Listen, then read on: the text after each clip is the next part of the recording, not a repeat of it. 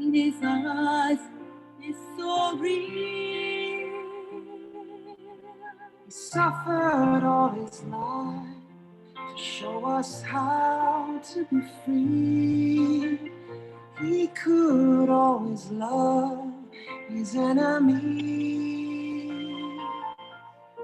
And through the worst of trials, he could always smile and lift the heart of every friend up so high. Abdul-Bahar was his name, and Abdul-Bahar was his life. Abdul-Bahar was his aim. His whole life was sacrifice.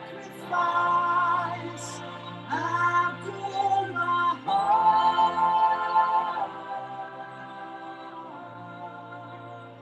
Abdul-Bahar.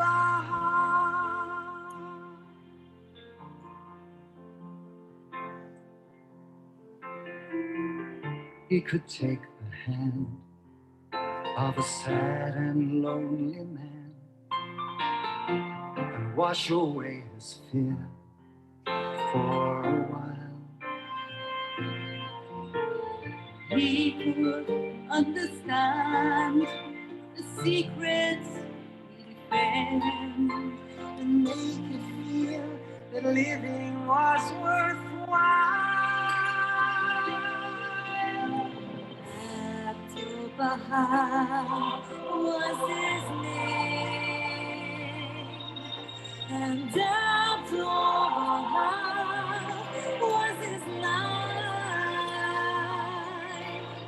Abdul-Bahar was his name. His whole life was sacrifice.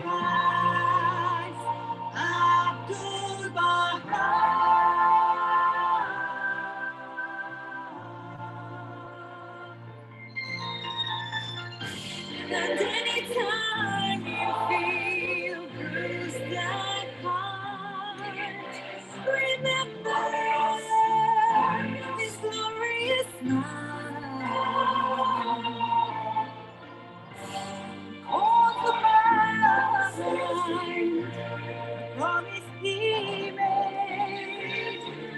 I will be with you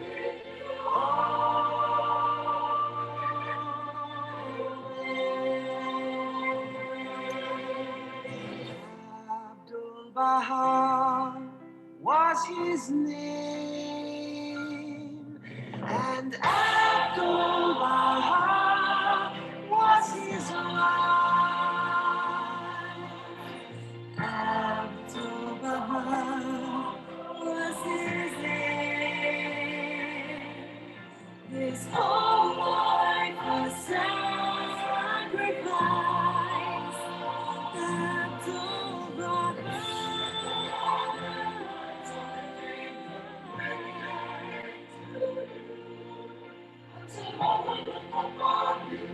Shall be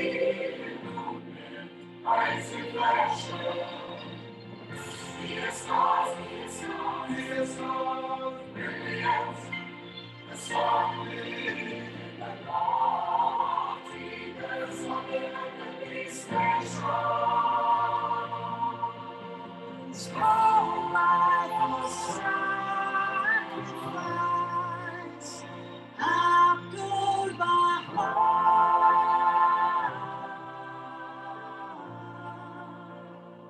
Abdul-Bahar.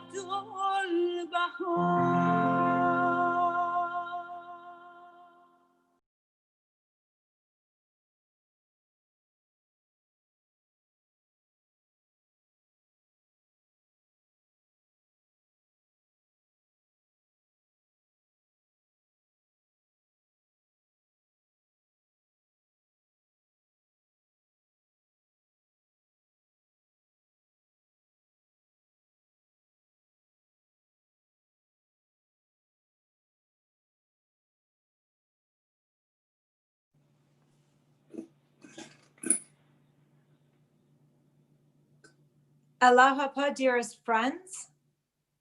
Thank you so much for joining us once again for Shahnam ENGLISH's second English presentation in 2021 entitled The Meaning of Happiness in the Writings of Baha'u'llah. We are very happy to have you here with us again today. And today we have obviously an incredible presentation with Shahnam. But before that, we have a very special musical surprise.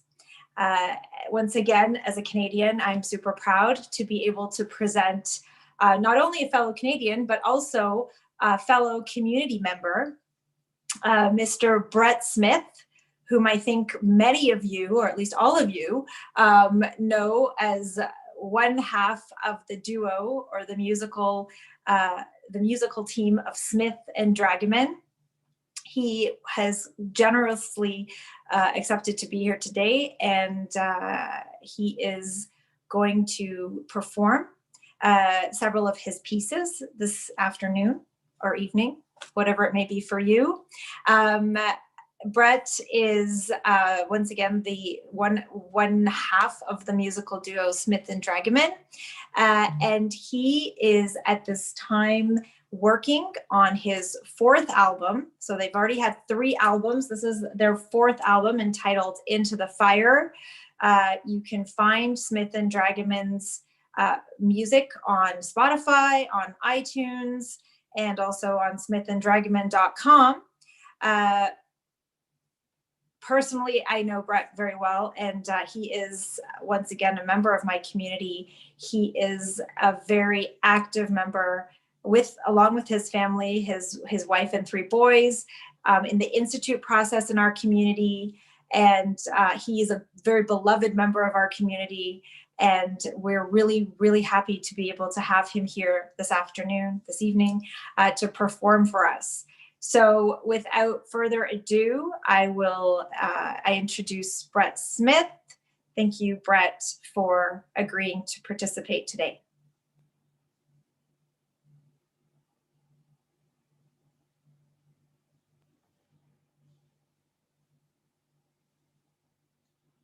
There we go.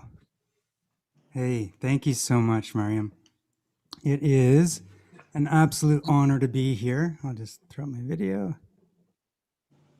I had the privilege of being on a Zoom call last night with the Scottsdale community. They were doing a fundraiser for their Baha'i Center, and it was just such a joy. And now to be with all of you. Some of you I know I've met, and this technology is absolutely amazing how it can bring the world together and do this. So I'm honored to be a part of this and to hear the talk. I've been asked to share a few songs. So this first one, if you know our music, it's largely based on the early history of the Baha'i faith and really exploring themes of the indomitable power of the human spirit. So crisis and victory and sacrifice and search and love and all these amazing things that we've been tasked to build in our own capacity. As Maria mentioned, we are working on our 4th CD. It's been quite a complex project with COVID and some other setbacks, but we are pushing through it. And this is one of the songs which has already been released. It's called Traces. And the inspiration for this song comes from this quote from Abdul Baha. He says, Baha'u'llah has drawn the circle of unity. He has made it a design for the uniting of all the peoples and for the gathering of them all under the shelter of the tent of universal unity. Leave all thought of self and strive only to be obedient and submissive to the will of God. So I had this vision of, the creative license allows you to do a lot. Sometimes it's good and sometimes it's not. But my vision of this was to sort of personalize this. And my dad used to give a lot of great talks and still does. And he introduced this concept of, you can stand by the edge of the lake and you can look at the water and you can enjoy it and you can dip your toe in it. But at some point you need to jump in and fully embrace it. And so I pictured Baha'u'llah tracing this circle of unity in the sand on this beach or something, and standing there. And that same idea where we can appreciate it from afar, or we can commit ourselves and engage that spirit of faith and jump in and behold all the mysteries and the bounties. So this is a song called Traces, and I'll just create a bit of ambiance there, make it sound a little better.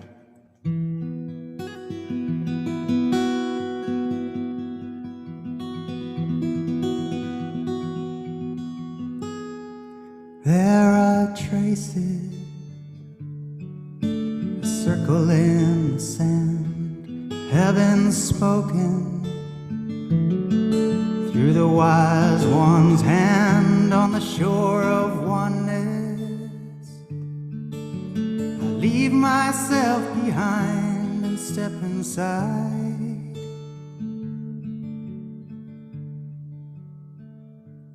There are traces, a remedy divine, living waters. He unseals the choice wine, divine healer. His finger on the pulse of all mankind.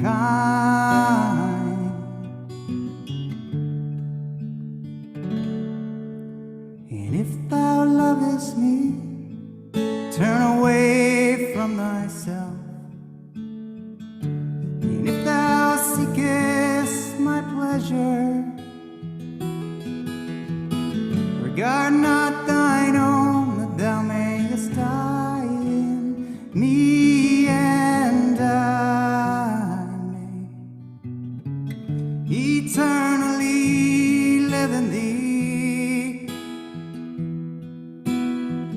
Eternally live in thee.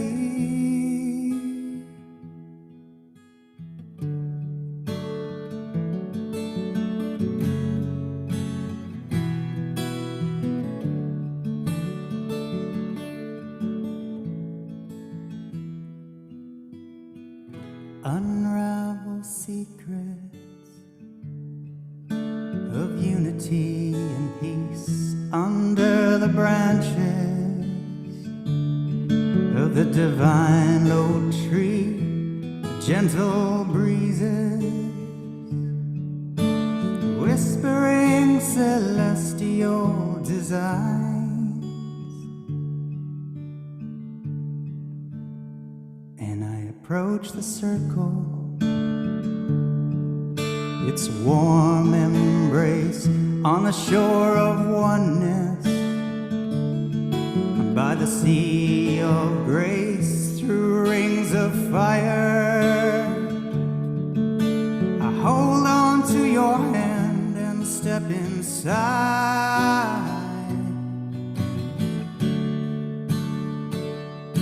And if thou lovest me, turn away from thyself. And if thou seekest my pleasure, regard not thine own, that thou mayest die in me, and I may eternally live in thee. Eternally live in thee. Eternally live in thee.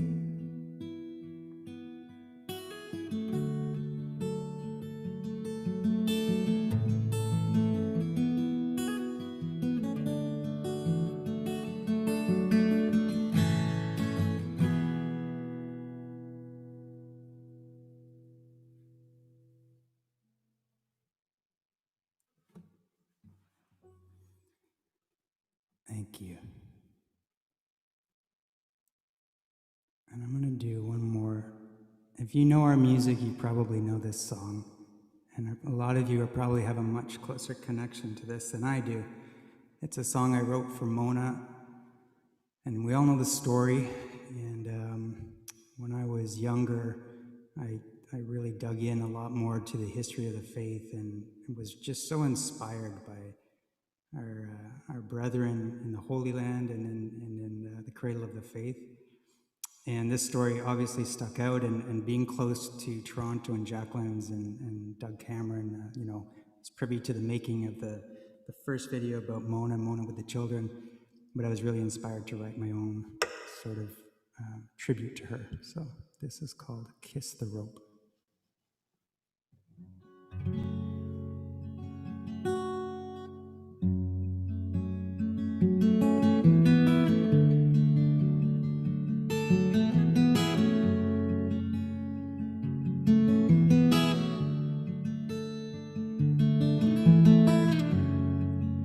In the cradle of his faith,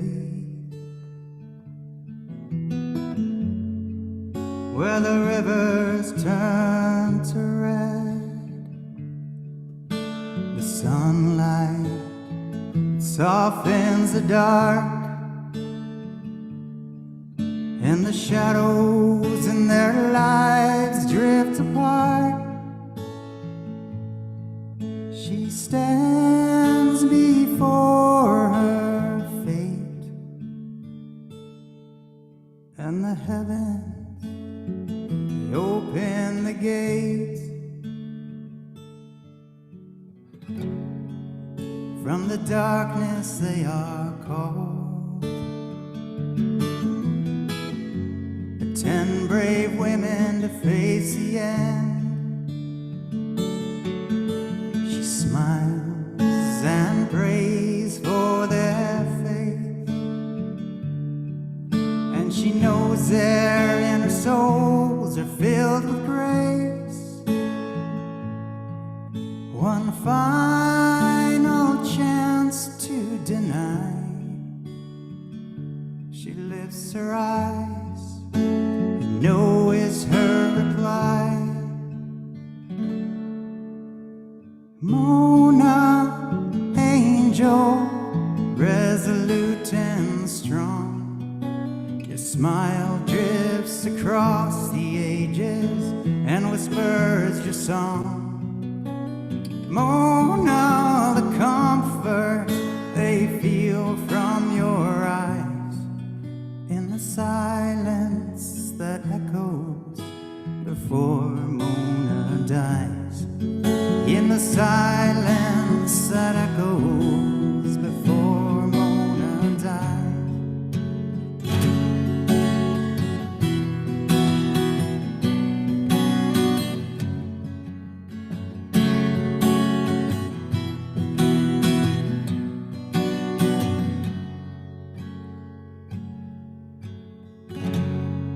She is led into the square,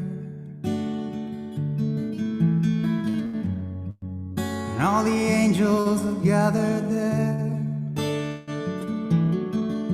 The rope hangs down from the sky,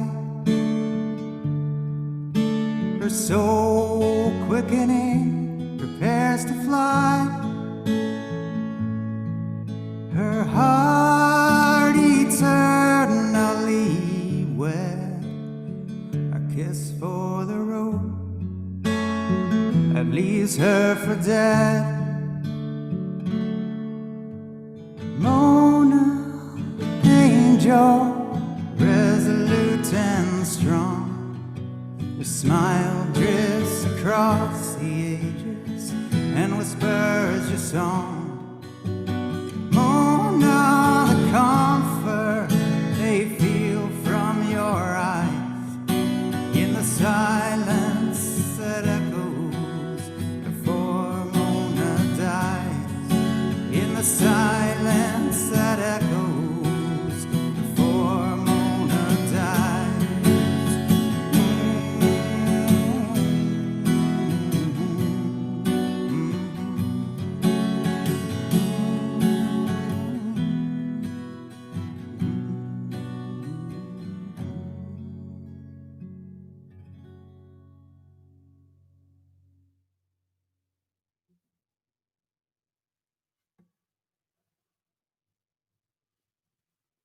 Thank you again for letting me perform here and to be a part of this. So enjoy. Thank you so much. Thank you so much, Brett. That was beautiful. I was trying to formulate a very articulate word of thanks to you. And then I looked in the chat and I saw that there was a sentence someone had written, wow, this guy is good.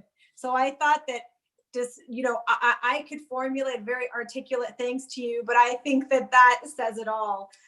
Thank you so much for those beautiful songs. Every time you perform, I remember how lucky I am to have you in my community, and the fact that you're always so generous with your talent and your time, and you always perform.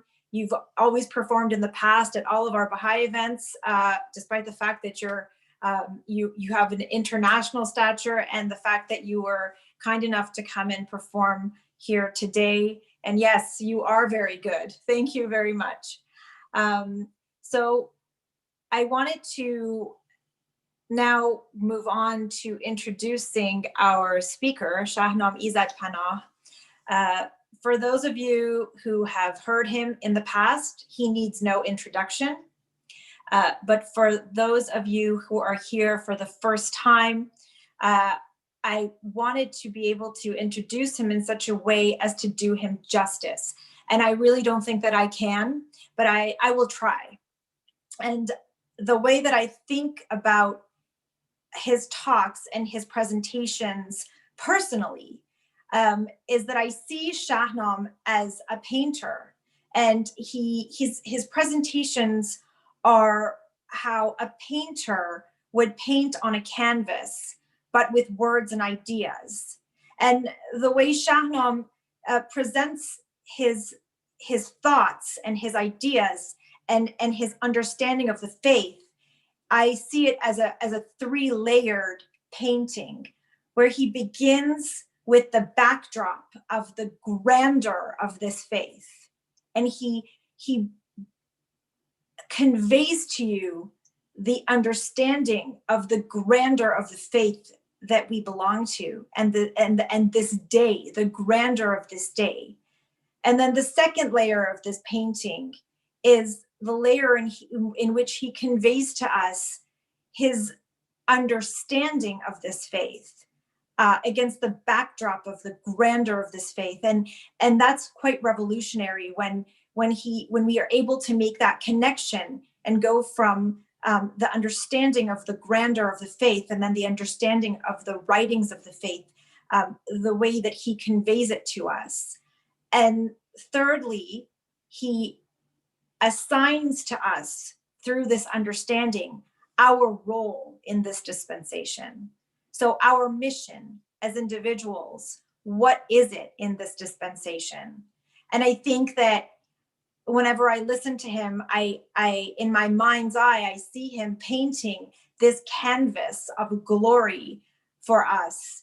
And that's the only way that I can describe it. And I hope I've done him justice. I know that I haven't, but I've done my best. And so, Shahnam, please, if you could start and show everybody exactly how this painting is painted with your words and ideas. Thank you so much. Before you start, once again, your topic today. The topic today is the meaning of happiness in the writings of Baha'u'llah, which I think is a topic that all of us, especially in the backdrop of this pandemic, all of us are so interested to hear about. So thank you, Shahnam John. Yeah, Allah, beloved brothers and sisters in spirit, co-heirs of the kingdom of His Holiness Baha'u'llah and co-workers in the establishment of a new world order. It's a pleasure and it's an honor to be amongst the friends yet once again. First of all, thank you very much, my beloved sister in spirit, Mariam Jun, for your introduction, which was far too kind. Thank you very much. And beloved Janab Brett from Smith and Dragoman, I was always an admirer of the art of Smith and Dragoman. They're not making music; they are really creating art in the utmost sense of its word. And thank you very much for contributing to our session today. Beloved friends, I'm very, very happy to see your joyful and radiant faces. That makes me very, very happy for have the blessings of sharing with you some thoughts about this very enigmatic and very, very, very important concept in the history of philosophy, and especially in the frame of revelation, specifically in the frame of Baha'u'llah's guidance and the principles, teachings about philosophy in the frame of his most blessed revelation. So, beloved friends, when we're speaking about happiness and the pursuit of happiness, let me start here. Remember a great German poet, Wolfgang Goethe, a romantic poet. He was asked once, did he have a happy life? And his answer was yes, I had a very, very happy life. But he added immediately, I don't remember a single happy week. And that's against the contemporary philosophy, friends, a warning for us. Because we have been brought up by marketing, advertising, by ever new temptations, seductions, and so on, ever new fashions, to think about happiness as an uninterrupted row of better and better pleasures. In one of his poems, Goethe says he was not just a great poet, he was also a great thinker. He says that the worst nightmare is a long, long, long, long row of sunny days. The alternative of that is not happiness, but boredom, lack of excitement, lack of purpose to pursue. And this is a warning for especially the younger people, friends, not to think about life as your life as a collection of gifts picked up from the unlimited container of pleasurable items. So, beloved friends, now how is happiness described and laid down in the writings of His Holiness Baha'u'llah? Beloved friends, what is very, very interesting is sometimes we come to very easy, placative conclusions about happiness, and we tend to say like notions like that happiness is love, or for example, that happiness in the frame of the revelation, or if you are like really, really deep thinking about life, you will recognize that finally, ultimately, happiness is recognition of God. So, beloved friends, but actually the Baha'i writings are not confirming any one of these notions, these easy notions. So happiness in the Baha'i sense is neither love, nor is it to say you're recognizing God. So why is it like this? Because you see also, there's so many friends in the community, so many Baha'is, so many spiritualized people who still sometimes like tend to feel unhappy. Yeah, declared as Baha'is, became part of community, feel unhappy, yeah? From one day to another, happiness becomes unhappiness. So happiness in the Baha'i faith is a much broader, deeper, complex concept than just to sum it up with one sentence or expression. So if, for example, love itself is not happiness, is a way to happiness, might be a byproduct of happiness, but is not happiness in itself. And even faith is not happiness, but happiness is described in the Baha'i faith as an active force that you have to make use of and partake on. And happiness is not something, as Abdullah unmistakably is making clear, is not something that some people have, some people do not have. It is something you daily decide on. You daily have to decide on. So happiness in the Baha'i faith is actually an attribute. Is an attribute, is a quality amongst the qualities in the realm of names and attributes. The kingdom of names is Malakuta Asma. We spoke about also in one of the prior deepenings in 2020. We also spoke about the Platonic idea of the world of ideas, the existential design, which expresses itself in this world by attributes and names. So happiness itself is a name, is an attribute of God, a divine attribute of the realm of names. Yeah. So actually, the non-existence of happiness is what you call discontent, unhappiness. Yeah, discontent is the non-existential state of the non-essential being of that very attribute of happiness. So we have to differentiate here in our introduction something, friends. When we speak about happiness, contra discontent or unhappiness, depression is not meant by that.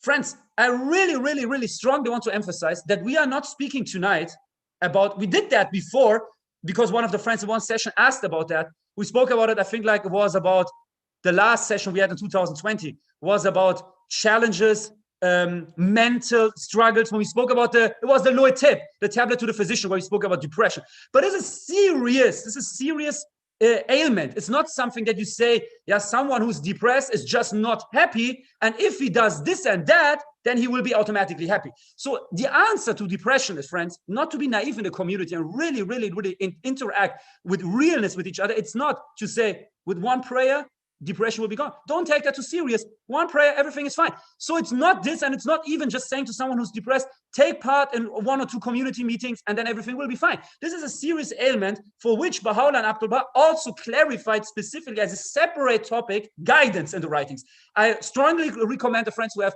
time left over to listen to the voice recordings of the tablet on the physician that we had, the lower tip.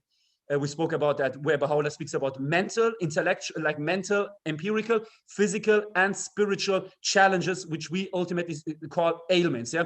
So in that sense, where he speaks about also taking into account taking into consideration the professional guidance of a physician. Yeah. Wherever you are, like the tablet of the physician, was speaking about how not to become, how not to partake on ailments. But if you are sick, then you need this guidance of a professional physician. We talked about that. So when I speak here about happiness, it has nothing to do with the serious clinical medical state of depression, friends, that we really should not with naivety say like is treated if you just do this and that, have little bit more fun in your life and everything is okay. This is a specific topic for itself. When we speak about happiness here, friends, this is very important. We have to keep in mind, you can be sick, you can have an ailment, and still you can be happy in that definition that the Baha'i teachings teach us.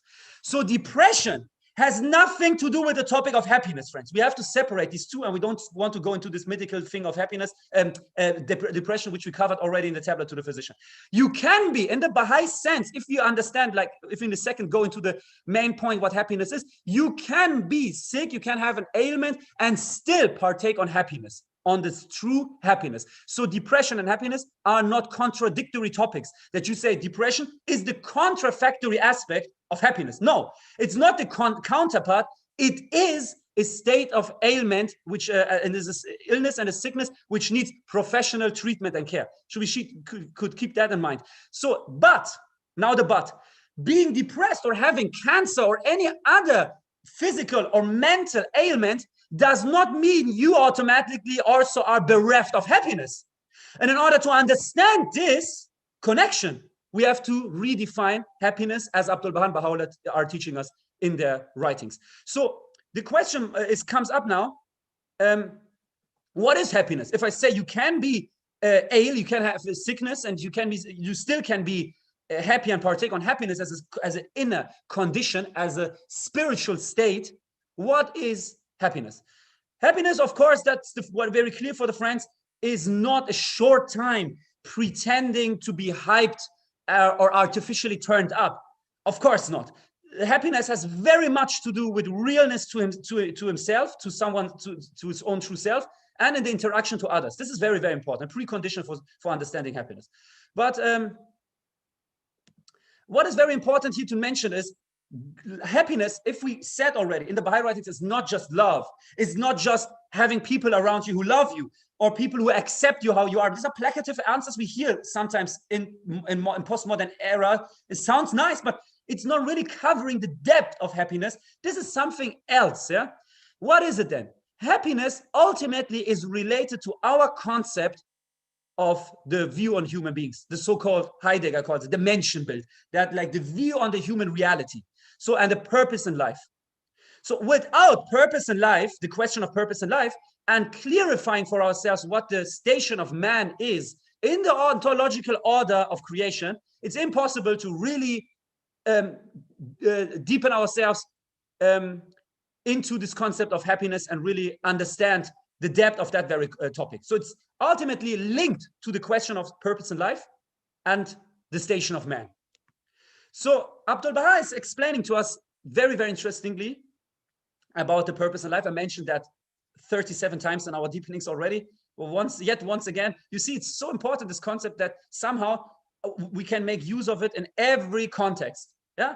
because everything in the Baha'i mysticism, in the Baha'i philosophy, Baha'i ethics, stands and falls with this ultimate understanding, which Baha'u'llah calls the peak of irfan, the peak of mystical attainment or understanding and comprehension. So what is it? God as we know him is perfection, the sum of all attainable qualities. Perfection has no need to create imperfection except out of an unconditional state, what we call in irfan and mysticism, love. So for perfection, the existence of imperfection itself is an ontological limitation. So why is perfection creating unconditional state? It is so perfect, it is absolutely perfect, is in need of nothing, has no hidden agenda, and still is giving you life, is letting you partake on existence. So, but why? This is the cause for our creation. But Baha'u'llah is clarifying that the answer of the purpose in life is not the four first hidden words in Arabic, which says that you were created out of love. This is the causation of your creation. But what is the purpose of your creation? So why did he create? He could not create out of love. So why did he create out of love? Out of an unconditional state of perfection and overflowing greatness. Why? In order for imperfection to strive to partake on perfection. God created man in order for man to become like the divine. So how can man become like the divine? Baha'u'llah is clarifying this in the first chapter of the Gleanings, where he says very clearly, whatever you ordered your servants, I paraphrase it, to worship you or worship thee, is just a sign of, is a token of your mercy for them. In order for them to elevate themselves to the station which is hidden in their own self, the station of knowing their own true self. So this is why I again and again, time and again, repeated for the friends in our sessions. For Baha'u'llah, according to the Loe Besharat, the Loe Tarazat, according to the Loe Mahsud, Baha'u'llah makes something very clear. Revelation is an instrument. Purpose of Baha'u'llah is man. Purpose of Baha'u'llah is not his revelation.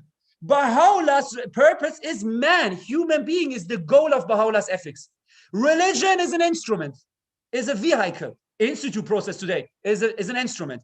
Goal is the spiritualization of man, the elevation of man to become the best version of himself. Again, revelation is the same. Baha'u'llah's goal is not making you worshiper of a tradition, worshiper of a set of laws, worshiper of a revelation. He appeared to make you familiar with your own true self. This will change our social discourse with people when we speak about religion. Just to say that in brackets, yeah. And friends, what is very important here, like in the Loe Mahsud, His Holiness Baha'u'llah is mentioning, everything I created for thee, even yourself for thyself. And this is very important. So keep that now in mind for the following approach to the topic of happiness. So what does that mean? Abdul Baha is taking this as the basis of his elaboration on happiness, this foundation of striving for excellence and perfection. And when we say you strive for perfection, what do we mean? We mean not that ontological levels are overjumped and taken away between creation and the the absolute, I don't know why I spoke to Persian Sunday, this is the transcendent essence and reality of God. So this differentiation is never taken away. But we know God by virtues, attributes, qualities. So whatever we speak about God, Baha'u'llah says very clearly, is not what the divine reality is, but your hidden potential as a human being. So what you direct towards God is in the end and ultimately spoken your hidden potential as a human being. So what you can reach as a human being is your understanding of God. So what you understand as the divine is what you are meant to become. It's not the transcendent absolute essence of God. Not the Sate Rebe Manila Yudrak. It's not the absolute essence, but it's your hidden potential as a human being. So now, friends, it's about partaking on that qualities. And happiness, friends, is one of these qualities. It's one of the names and attributes in the kingdom of names. So in the end, happiness means what? Means for Abdul Baha. Now, this is very important. I said once in this very in a very summarized fashion, and then the rest of our session will be an elaboration on that very topic. So what is happiness? To come to a first conclusion. Happiness is whenever you attain more and more on perfection. Wherever excellence is in a stronger sense manifold expressed in your essence, this is true happiness. True happiness is the more you become constantly the better version of yourself. The more you partake on your true self, which is a spiritual in sense, in substance, but this spiritual substance is slowly, gradually discovered in your reality, in your consciousness, by your actions, by your meditation, by your interaction, by your service. But then the more you partake in deeper degrees on your own true self, the more you partake on true happiness. So on long-term real happiness, for which, if you speak about long-term happiness, what does it mean? It's in the end still a process every day you have to decide on. It's not like a light bulb, you turn it on once, it's there, and then for some people not. It's not something, we don't have the haves and have-nots of happiness. It's something you have to decide yourself willingly, daily, by trying to become, by the years of your life, by the months of your life, by weeks of your life, by every breath, ideology speaking, to become the better version of yourself. By the way, friends, why this testament law in Baha'u'llah's writings is so important goes strongly back to this very concept that I'm talking about with you. It's about not just like leaving something behind for others as a legacy, but this concept of the testament, which Baha'u'llah really never said, like you just has to have these three parts, that you are a Baha'i, that you believe in the covenant, that you want to like be buried according to the Baha'i laws, and that your possessions goes to whom. This is the minimum for the ones who are like not able to formulate it in a very deep sense or deeper than that. But how Baha'u'llah is explaining the law of the testament, there's actually also tablet. There are 3 tablets of Baha'u'llah clarifying the law of testament. And then in addition to the Kitab al-Aqdas paragraphs, where it makes very clear it is actually your life self-reflection. That's the reason why you start with that in an early age with 15, because there's not so much that you can leave, but then you get one child, testament has to be changed. And what does it mean? Self-reflection. So again, comes a second child, circumstances in life change, other people you meet. So every time something changes in your life, Baha'u'llah wants you to reflect on what brought you to the present. For you to be in a constant condition of making the past a gate to understanding the present. But we as human beings, we do not even reflect on the past, less understanding the present. Yeah. So we are living just one day after another, 1 hour after another. And what we learn by Shor Effendi's life is not to be a victim of time, but to be a master of time.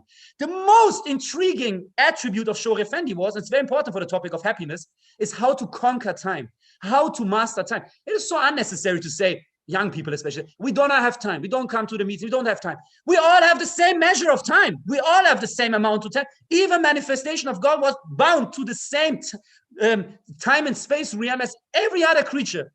So the usage of time is different in our lives. Yeah. So Shor Effendi is showing us what it means to be a master of time. Of course, his measure of excellence and capacity is far beyond our understanding. But I mean, just to have an inspiration, what it means to be happy has a lot to do to strive for this excellence. When you say excellence and becoming the better version of yourself means a constant striving, a consciousness striving, not to be like pushed by the waves of life and one day to another, but really constantly deciding on being happy by becoming better and better and better.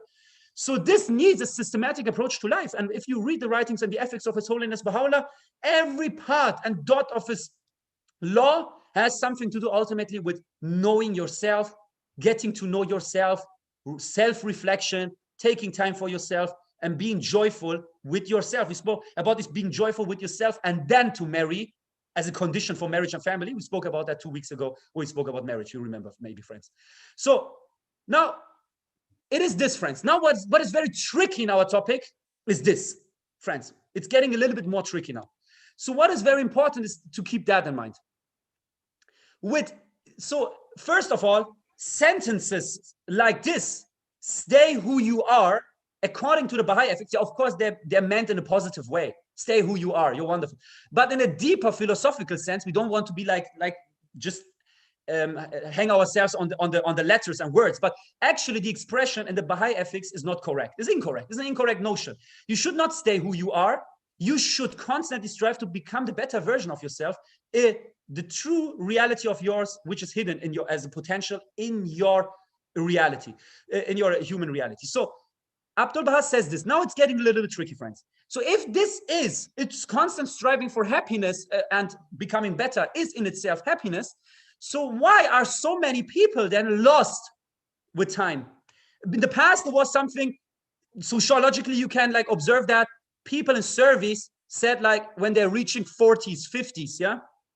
Nowadays, you see more than ever, people in their 20s are already saying the things that people in the past said in their 50s about like being lost in life, having no purpose in life, yeah? So you see, friends, what is it that people in all ages and generations feel this vacuum in themselves and this unfulfillment? So now Abdul Baha giving us a very, very, very amazing explanation that I think is seldom also mentioned when we speak about this topic. Abdul Baha says this: in the life force, life in itself is progressive. Also, the concept of progressive revelation is interesting. The flow of time and everything. You see, it's a constant, one-directed way. Yeah. Now Abdul Baha says this law, this principle that God created in the world of existence means that you as a human being, to do yourself justice in this frame of existence, which is one directed. God gave you this concept of that your capacity will grow by your age growing. By every year of your life, the capacity of your consciousness, of your mind, your reason, till a point where, of course, it declines, so that you at the end, as a guest on this world, also have to leave. You have to leave this world at one final state, of course, it's obvious. But till then, till that very point in life, your capacity, your wisdom, this also infinity till the last breath of your life, your physical capability, everything grows, and the qualities, how they can potentially show themselves in your reality, they grow with every year of your life. You grow in life. So what does that mean? Your capability, your talents that were hidden potentially in you. So everything like is somehow growing. Like we have to keep in mind this example that you also know from that very, very famous quote in the Rui course, which is from Baha'u'llah's tablet to Nabil Zarandi, with its concept of the vessel, yeah, with the vessel. That the vessel has a specific amount, and you have to fill it according to the limit of that vessel. Now, because we don't know the whole tablet, we stop it there. But there's more to that in Baha'u'llah's explanation. He says, the vessel is never steadily the same. By every time in your life, this vessel grows and expands due to divine mercy and confirmation, if you partake on that, yeah? So, and if you don't destroy yourself. But yeah, I mean, like, this vessel is growing, expanding.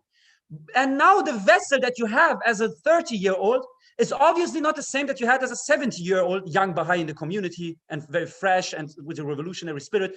Then later you become 40. Shaykh Effendi, by the way, I don't know if you know that, but surely you know, but Shaykh Effendi actually says maturity starts with 15 and then says administrative to 21, but he says the true peak of human capabilities with 40.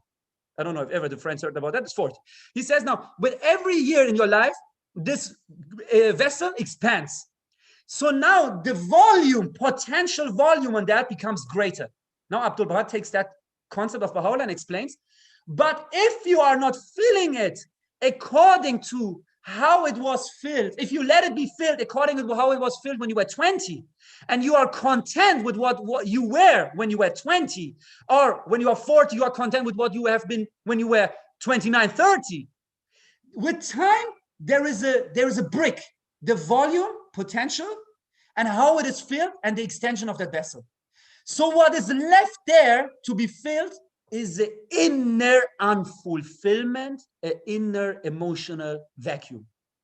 So this is why people tend to travel then sometime in the world around the whole globe in order to find somehow happiness or joy, or change partner. Again, marriage was stable, and then with a challenge, not a big challenge, is then the reason to give up the marriage and family. Or some people tend to get a younger partner. Why? So why is that? According to what Abdul Baha is explaining, or buying a jet ski or something. I mean, there's not a problem in buying a jet ski and traveling the world, but the motives must be clear behind that. Yeah, so it cannot like be a substitute for the thing that we are in need of. And Abdul Baha is explaining this. The more the vessel grows, and the less you have really filled it, After a specific state of excellence that you exceeded and reached in your one point of your life, then this is causing a dissatisfaction and a depth of unfulfillment in your inner condition. So Abdul Baha is saying what? You should never be content with what you have been before. So you always have to strive according to the capacities that you have at a later time in your life. You have to make use of that very gifts that you have according to the potential you have when you're older. So when you are 30 and saying, I exceeded and I really reached what I wanted to do when I was 23, and this is just what I really replicate in my life, this is not enough. Sooner or later, when this vessel is growing, then this won't be enough anymore for you feeling satisfied, happy in life. So Abdul Baha makes very clear for you that actually with every day of your life or every year, every century of your life, you really have to strive to become that, to fill that vessel according to its potential, expansion and depth. So this is very important to keep here in mind, friends. This is something very important, very tricky, and very, very logically adaptable to today's postmodern life, where life became so quick, so swift, but still people more unfulfilled than ever before. So why is our answer not, you just have to become more spiritualized? Of course, spiritualization is the answer for everything, but what Abdul Baha is explaining here, and we try to approach with the topic of happiness, is the way to understand what spirituality means. Spirituality is not, you said your prayers and you say it in the way you said it till the end of your life. And this is your spirituality. You went to the 19-day feast, you do it again till the end of your life. This is wonderful. But spirituality actually means to know yourself as a wayfarer on a journey. And that means you try to become better and better and better by every year of your life. And by every time you read the writings, it's not, I know these writings, I read them. I don't go partaking on the deepenings. I know them. I read them time and again. I did the Rui course 1. All the deepenings I had to do was in Rui 1. No, friends, it means actually that you try to read the writings of Baha'u'llah with an ever-growing understanding and adapting them to your life with an ever-growing understanding of your fellow human beings, with an ever-growing capacity to show empathy with your fellow human beings, and with an ever-growing desire to serve the welfare of mankind. So this is spiritual. To say just spirituality makes you happy. So what does it mean, spirituality? If someone does not have the instrument to become spiritualized, tell him, you have to become spiritualized. So well, how? The way is to understand, it's very technically spoken, it is really to understand spirituality is not a really abstract concept for us. It is to constantly partake on divine attributes. To partake on divine attributes, it means and it finally means to partake on a better version of yourselves. But what does that mean finally? It means, of course, happiness has to express itself in action. So if happiness is to partake on divine attributes, to become the better version of yourself, it's impossible to do so just solely for yourself in your chamber. This is what Baha'u'llah, again, time and again in the Kitab al-Aqdas is making clear. Their religion or spirituality is not a solo, is not a way that someone goes on his own. He always makes it clear in his ethics. Ultimately, if you want to become the better version of yourself, you have to be acquainted with yourself by knowing your fellow human beings. You know your consciousness by understanding that others have their own consciousness, and to understand the depth of the concept of consciousness is by what? By constant interacting with others in the best appropriate way, how Baha'u'llah and his teachings are telling us and is guiding us to do. Yeah. So you see, in the end, always happiness, friends, don't forget that very aspect of happiness is always action. It's just solely a condition. At the beginning, we said it's not just to be loved and to love, because that would just be a passive condition. This was psychologically of today, not all branches, but most of them say. So it's a condition. We as Baha'i says, yes, it is a condition, a consciousness, a state of mind and understanding and spiritual state. But in the Baha'i faith, a condition is expressed and unfolded in the frame of action. So this is very important to understand. So this is where Shaykh Effendi says, the more we are looking for ourselves, the less likely we will find ourselves. The more we look for God by serving the welfare of our fellow human beings, the more we will be acquainted with our true, very true self. So it's very important to keep in mind. So this is why in Baha'i ethics, everything is linked to the collective. For example, asceticism and being a dervish is forbidden in Baha'u'llah's ethics. But work is worship. Creating a family is wonderful, and thinking that you for yourself can become just on your own, but with like going into a cave and berefting yourself from all this earthly and material aspects of life. This is absolutely wrong in Baha'u'llah's ethics and seen as completely illogical in the concept, in his concepts of mysticism. So you see, it is always the individual to strive to partake on divinity, but in order to do so, he is correlated to his fellow human beings. And to be happy means, in the end, to be the source of happiness of your fellow human beings. This is something which is absolutely neglected today in the ethics of today's time. If you are looking for self-fulfillment, they say, yes, you have to fulfill yourself, do whatever you want and fulfill all your wishes and dreams. But nowhere in this notion is this tendency, yes, fulfill yourself, but take the others into account and consideration. So you never hear something like this, what you hear time and again in the Baha'i community, that true greatness or like perfection, to partake on perfection means to become the source of someone else's perfection. To strive for excellence means to become the inspiration of someone else to strive for excellence. To become the better version of yourself is to transform others to become the better version of themselves. To be happy means to become the source of someone else's happiness, in the sense as we spoke about happiness so far. So everything we said so far, argumentatively, are linked and interconnected. I hope the friends see the connections and do not think that we have jumped from one conclusion to another. So this is all interconnected. Yeah, we started with condition, what it is not, what it is, theoretically, and how to attain it. So now, let's go a little further than that. So what we really have to understand, friends, is this. Life is always directed forwards, like progressive in one direction, yeah? To grow. And growth is one divine quality in this life, as Abdullah makes it very clear. One divine law of God. So, to compare yourself now listen closely, friends. To compare yourself with your past self is absolutely wrong. So you always have to compete with what you are now and what you can be under that current circumstances in the realm of now. So you are in competition with yourself in that sense. What are you right now versus what can you be right now?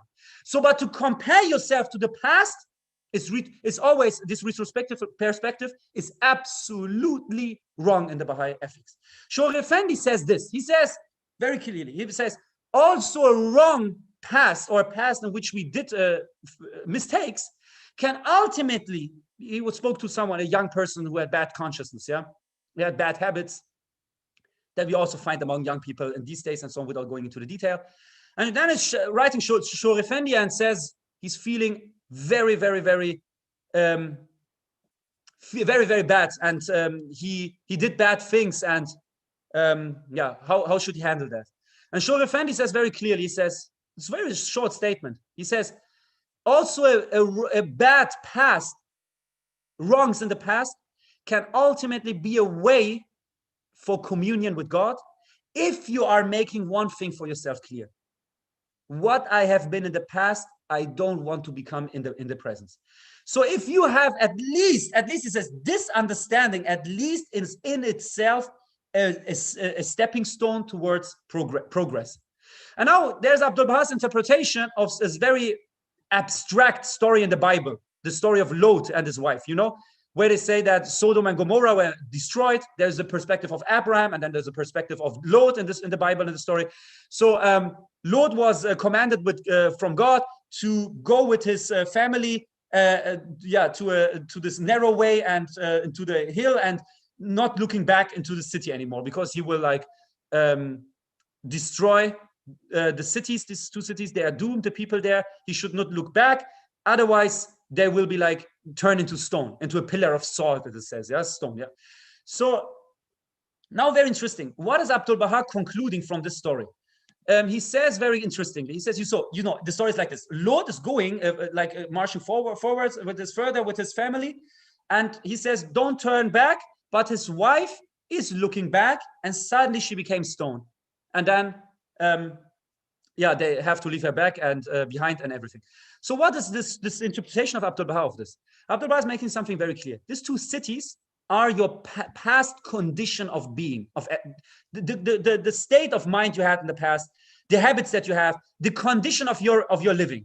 Yeah, maybe also the environment, if you want to take that in broader consideration.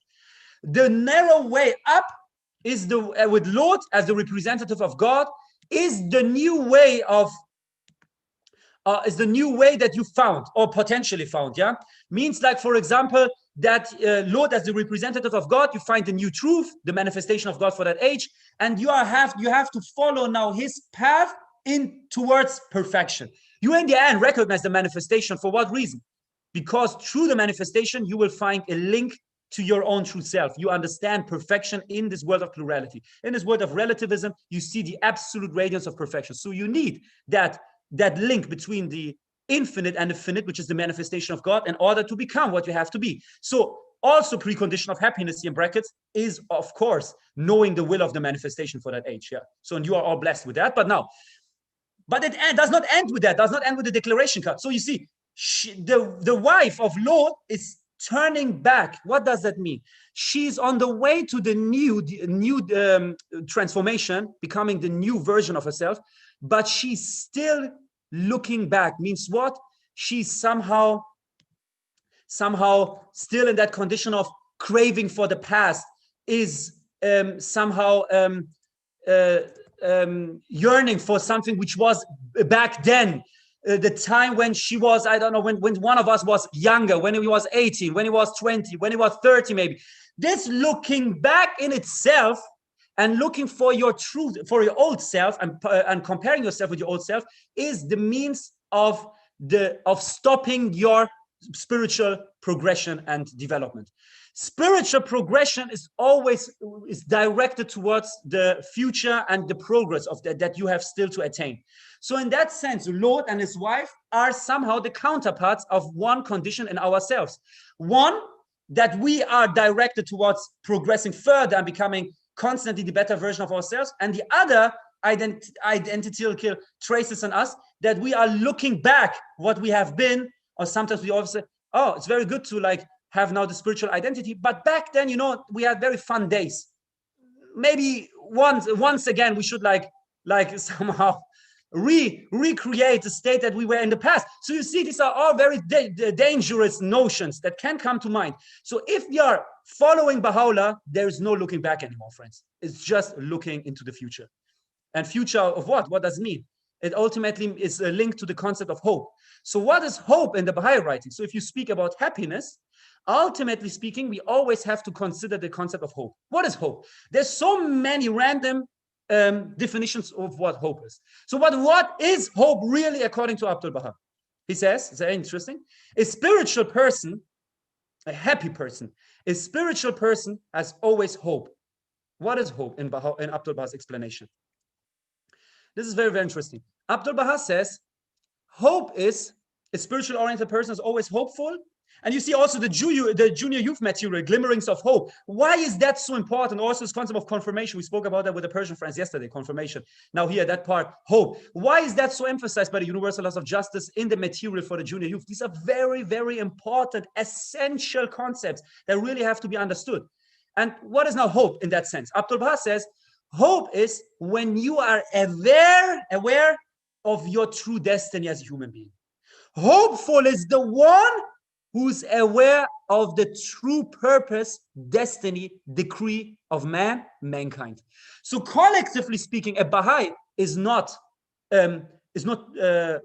challenged, turmoil, in unease when he sees these troubles in the world. Of course, our nature as a human being is to suffer with the sufferings of our fellow human beings. We see bad things happening. Of course, a spiritualized person will feel grievous pain, but he's not without hope, because he knows this is a necessary in the condition and then human beings are right now, and this is the only necessary step, the the destruction of the old world order in order for man to redirect and redefine the world and civilization and himself.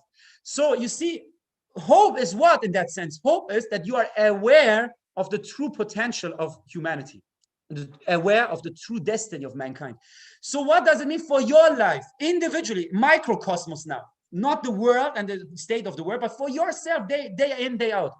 Hope is when you never forget to be aware of what you really are, what you as a human being really are. So what are some points that we have to keep here in mind? First of all, that you are not meant to live here in this world and have a successful life in this world.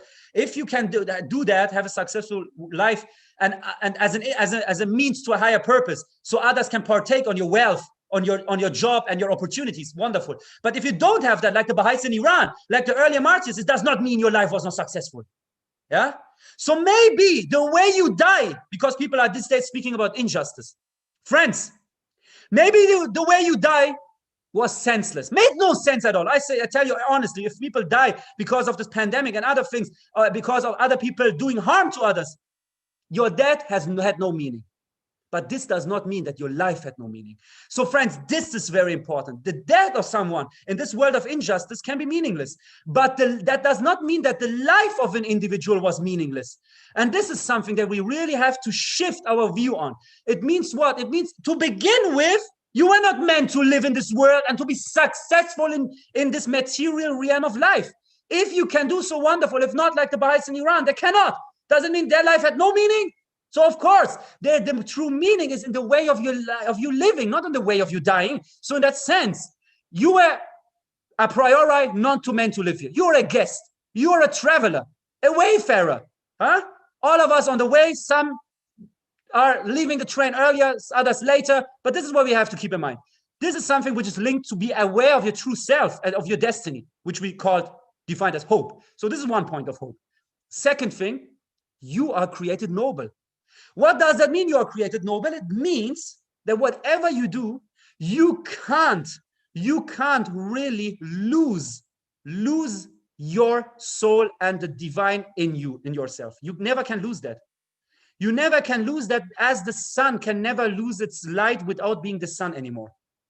So what we know as human being is only human because he possesses this divine in himself. So in that sense, friends, this is very important to keep in mind. Why is prayer so important? Prayer is different, has broad range of importance. What I want to emphasize here as one of myriad aspects is this. When you pray, what you do, of course, there's so many things that are in motion and are like so many forces that are working on you. But what is very important is at least this: when you're praying, when you're meditating, when you're fasting, whatever, when you see the picture of Abdul Baha, when you have the greatest name, the ringstone emblem on your ring. Abdul Baha is making very clear. He himself says, Shahnam Effendi says, the ringstone emblem in itself has no magical power. The picture of Abdul Baha has no magical power, it's charming power. We do not believe in a concept like that. But why is it important to have that in your house? Why is it important to have a necklace with the greatest name? Why is it important to, and then, of course, to say your prayers, to do your obligations as a Baha'i? Why? Because you daily remember yourself by that you are a noble human being. One time in day, saying the obligatory prayer is confronting you with the right consciousness that don't forget whatever you did and whatever you're going to do, you are created noble. You have the potential to speak to the Creator as the only entity in the universe. And that means what? That means you are noble and you are not defined by your weakest moments in life. The weakest moments in life are not the description of who you, me, and the others are. So what is really the important is here to understand prayer is like confronting you with the best potentially hidden in you. Prayer is and also pilgrimage. If you enter the shrine, as Shahnam Effendi explained it, the magic of the shrine is that you in that moment, you will be confronted with the best of yourself. But now he says, more important than the prayer is the condition in the prayer. And more important than the condition of the prayer is the condition after the prayer. So, and you see, visiting the shrine is a duty. And then Shahnam Effendi says, but the true pilgrimage is when you are leaving the shrine. This is where true pilgrimage starts. So this is the true condition that you have to uphold. So now, coming back to happiness, all these aspects have, of course, to do with happiness. And we spoke about hope. A spiritualized, happy person, or a person who wants to become happy has to understand the concept of hope and has to enforce hope in his consciousness. And what is hope? Not just short-time pessimist and long-time optimist. Hope means in general that you are aware of your true destiny and the destiny of mankind. So this is something that we have to keep in mind. Now, the Bab explains in the Kitab al-Bayan something about happiness, which is very, very important. It was not mentioned yet in our explanations. The Bab says everything in the world of being has its own paradise. He says the mineral realm has its paradise, the plant has its paradise, animal has their paradise, and man has its paradise. Everything in the world of being called Shai has its own paradise. This is a state. And he explains now, he's speaking about paradise to redefine the understanding of the Muslims about paradise. But what he means by paradise is actually happiness. The Bab says this. He says paradise is a potential hidden in every entity whenever it is brought into actualization. Whenever potentials become actualization, realized, we speak about paradise. That means what? That you are using your potential how it is meant to be used. Or as an entity, you are used in the sense how your purpose was in your creation. So this is fulfilling your purpose, fulfilling your destiny, your decree is what we call paradise, what we call happiness, what we call partaking on perfection. For the Bab goes on and explains, this is not in the selection of the writings of the first part was that everything has its own paradise. But now what he goes on to say in the Persian Bayan is this, Bayan of Farsi. He says, a cup has its own paradise. It was created and meant to give water to the thirsty.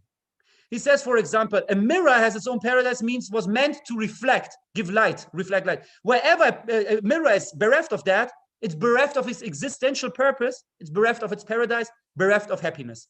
So he says, everything in the world of being has its own purpose and has an inner potential, a relative perfection according to its own ontological level that it should attain. So now the Bab is the only human being who consciously and actively can decide on becoming that is a human being. And the human beings have their own purpose and functionality, their own decree, destiny, and life. And the Bab says, which is what? And recognizing the manifestation of that age and to partake by its teachings and by its transformating commandments to become like the divine. That what you understand as the divine is hidden in you, and you have to bring it into actualization. So your spiritual potentialities, these qualities, wherever they're expressed, you are partaking on a deeper degree or a deeper layer of, you're reaching a deeper layer of knowing yourself or becoming more perfect and making use of your potentials. This is actually, what is hell? Hell, the Bab says, is wherever something is bereft or partaking of perfection. He says paradise, not that it's not just a locality because God is free from time and space. There is no room, space for him. We call that paradise. There's another space. We call that hell.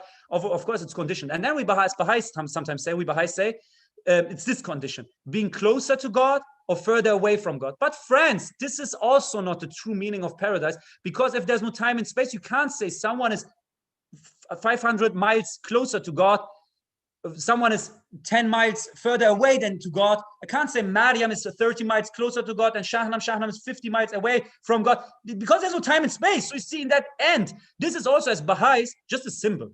Yeah, what is really paradise and hell? What is it really? Without any further ta'aruf, the Bab is making something very clear for the human beings. Paradise is partaking on perfection. Hell is when you are bereft of understanding perfection. And now Abdul Baha goes on and says this. He says, hell is, we also have that, also poets and philosophers mentioned that point in a sense. But Abdul Baha is making something clear. Hell is, in that sense, when you meet the person that you could have become, but did not become during your lifetime. So this is in the end, hell for us, friends. And the absolute condition of legit unhappiness. The contradictory of that, what we happiness, and happiness is what? To partake on your potentials, to make use of that vessel that was meant to be filled, but not filled, as I said before, like it was once filled, It always has to be filled and refreshed according to the expansion of that vessel. When you are 40, you can do much more than you could do when you were 20. If you are not doing justice to yourself and fill it more, vacuum, and then you come with abstruse ideas of, I don't know, we mentioned so many things: jet ski, traveling the world, changing partner, everything, so many different things, or in the end you feel unfulfilled. So this is what we meant. The potentials have to expand with the vessel expanding. This is the equation of happiness in the Baha'i writings. So now, so this is the reason why you can't say we have the haves and the have-nots of happiness. It's not something somebody has it, somebody does not have it. You daily or yearly or during a lifetime, you again and again have to strive and decide willingly for yes, saying yes to happiness. And that means action also. That's very important. These were some points that we mentioned today already. So another point here, friends, is very important, is whatever we said about the Bab now goes back to Aristotle. Aristotle formulated this 2,300 years ago, this concept in the Nicomachische Ethics, yeah? The concept of eudaimonia, or eudaimonia, we say, yeah? This eudaimonia means what? Aristotle said, you will be happy when you do what you're meant to do. Yeah, when you as a human being do for what you are created, yeah, what you are created for. And he starts to say, it is that you have precious gifts, according, like to speak with Abdul Baha's language now, you have this vessel. That means you have specific capability. Part of these capabilities are gifts. When you are not making use of them, you are doing injustice to yourself, yeah? So if you have a specific potential that is next to something that all we human beings have in common, is our spiritual striving for becoming like God. This virtues, all of us can have them. On top of that, divine attributes, these creative attributes, are given to all of us differently, in different degrees, artistically, otherwisely, rhetorically, in different capabilities, yeah? Physical, intellectual, or in our consciousness. They're different. So now when you make not use of this specific things that are hidden in you, in yourself, then you will be unhappy. According to Aristotle, this is the lowest level of happiness. He goes on and says, ultimate happiness, eudaimonia, is when you live a virtuous life, which is actually in harmony with what Abdul Baha and the Bab say. But what Aristotle is not explaining, and what was sometimes also like unnecessarily criticized on Aristotle instead of like really appreciating this great man, was, so why virtues? Why are virtues important? Yeah? So now Abdul Baha goes further than Aristotle and is explaining to us, virtues are important because you only know God by describing him with names and attributes. These attributes ultimately cannot be God, because the definite can never understand the infinite, and the realm of names is dependent on a prior already existence that we call the absolute essence of God. And if it is dependent on that, God cannot really be himself, his qualities. So the qualities are separated from the essence of God. And if you want to know God, or like to speak in the language of Aristotle, if you want to know the logos, like the source of creation, you have to know him by that very names and attributes. So these names and attributes, when you partake on them, that means you became like that source of creation. And what else can be the purpose in life if you are a derivation of the source of creation? If you are a byproduct of creation, what else can be greater than to see communion with the source of creation? So of course, this is what Abdul Baha means, to become closer to God. It's not a distance. It means God created as a primal point everything, and everything in the universe is expanding. And in our life, we are like somehow very, very far away from God, because we are away from his virtues. When we are just given like somehow a victim of our instincts. The more you partake on that attributes, that means the more you understand the source you are coming from. And the more you are understanding the source you are coming from, the closer you get to God. And in that sense, this is what Abdul Baha speaks about perfection, partaking on the divine. So another point, which is very important here, is, of course, we said like that this is always according to the circumstances in your current life that you are living with. And also what is very, very important is that happiness is bound to the concept of contentment. How and why? Why do we say, when we speak about the equation of happiness, why do we add sometimes the variable of contentment into it? Being satisfied, yeah, being content. We call that taslim and reza in the ethics of Baha'u'llah and the original. So what does it mean, this submission, this being content, humbly content with everything you have? How is this connected into our logic of happiness? So what does that mean? It means actually contentment in the Baha'i writings really means, because you can say, yeah, contentment with everything happens in your life, contentment with the will of God. But what does that mean actually? What does that mean, like technically, philosophically spoken, technically, what does it mean? It means actually to be content with the given measure to you in that very specific certain time in your life, under that specific circumstances. So contentment means what? Means life is giving you specific possibilities, or is bereft, that you are bereft from specific conditions and possibilities that others have. And this is a specific frame of a vessel for you created in your life. So the outtakes is circumstances, your inner circumstance is a vessel. And if you are content with the opportunities given to you and still try to become the better version of yourself, this is true contentment. Contentment is not you just to say, okay, everything happens for a reason. I do not do anything in my life. I don't do anything. I don't like raise my finger to do something into action and change something in my circumstances. I just love God and he did it how he did it and it is what it is. No, it is not what it is. Among these framed possibilities, you have still relatively how much it is possible for you under that circumstances. You have still to try to become the better version of yourself. I give you an example, friends. An emotional example, for example. Now here. You say something bad happened to you in your life. This is, of course, this is the whole acceleration of your life is taken away. Yeah. Till then, you were just like marching forward. Suddenly, something very grievous has happened to you. So, in that specific circumstances, of course, the opportunity to partake on the fulfillment of that vessel is different than for other people. Yeah, obviously. Who have like other opportunities, chances. What does that mean? Does that mean you have no duty regard to yourself in that time because something bad happened to you? You're just a victim? No. The Baha'i writings never are speaking about victims as being victims, but as being like passive. But they can be proactively masters of their own destiny. How? At least if you understand this. If you understand this, really, Abdul Baha says, if something bad happened to you, answering that with the same evil is not what you are measured with. You are measured then with not doing the thing that was done to you. He says, according to your capacity and vessel, this is the right choice.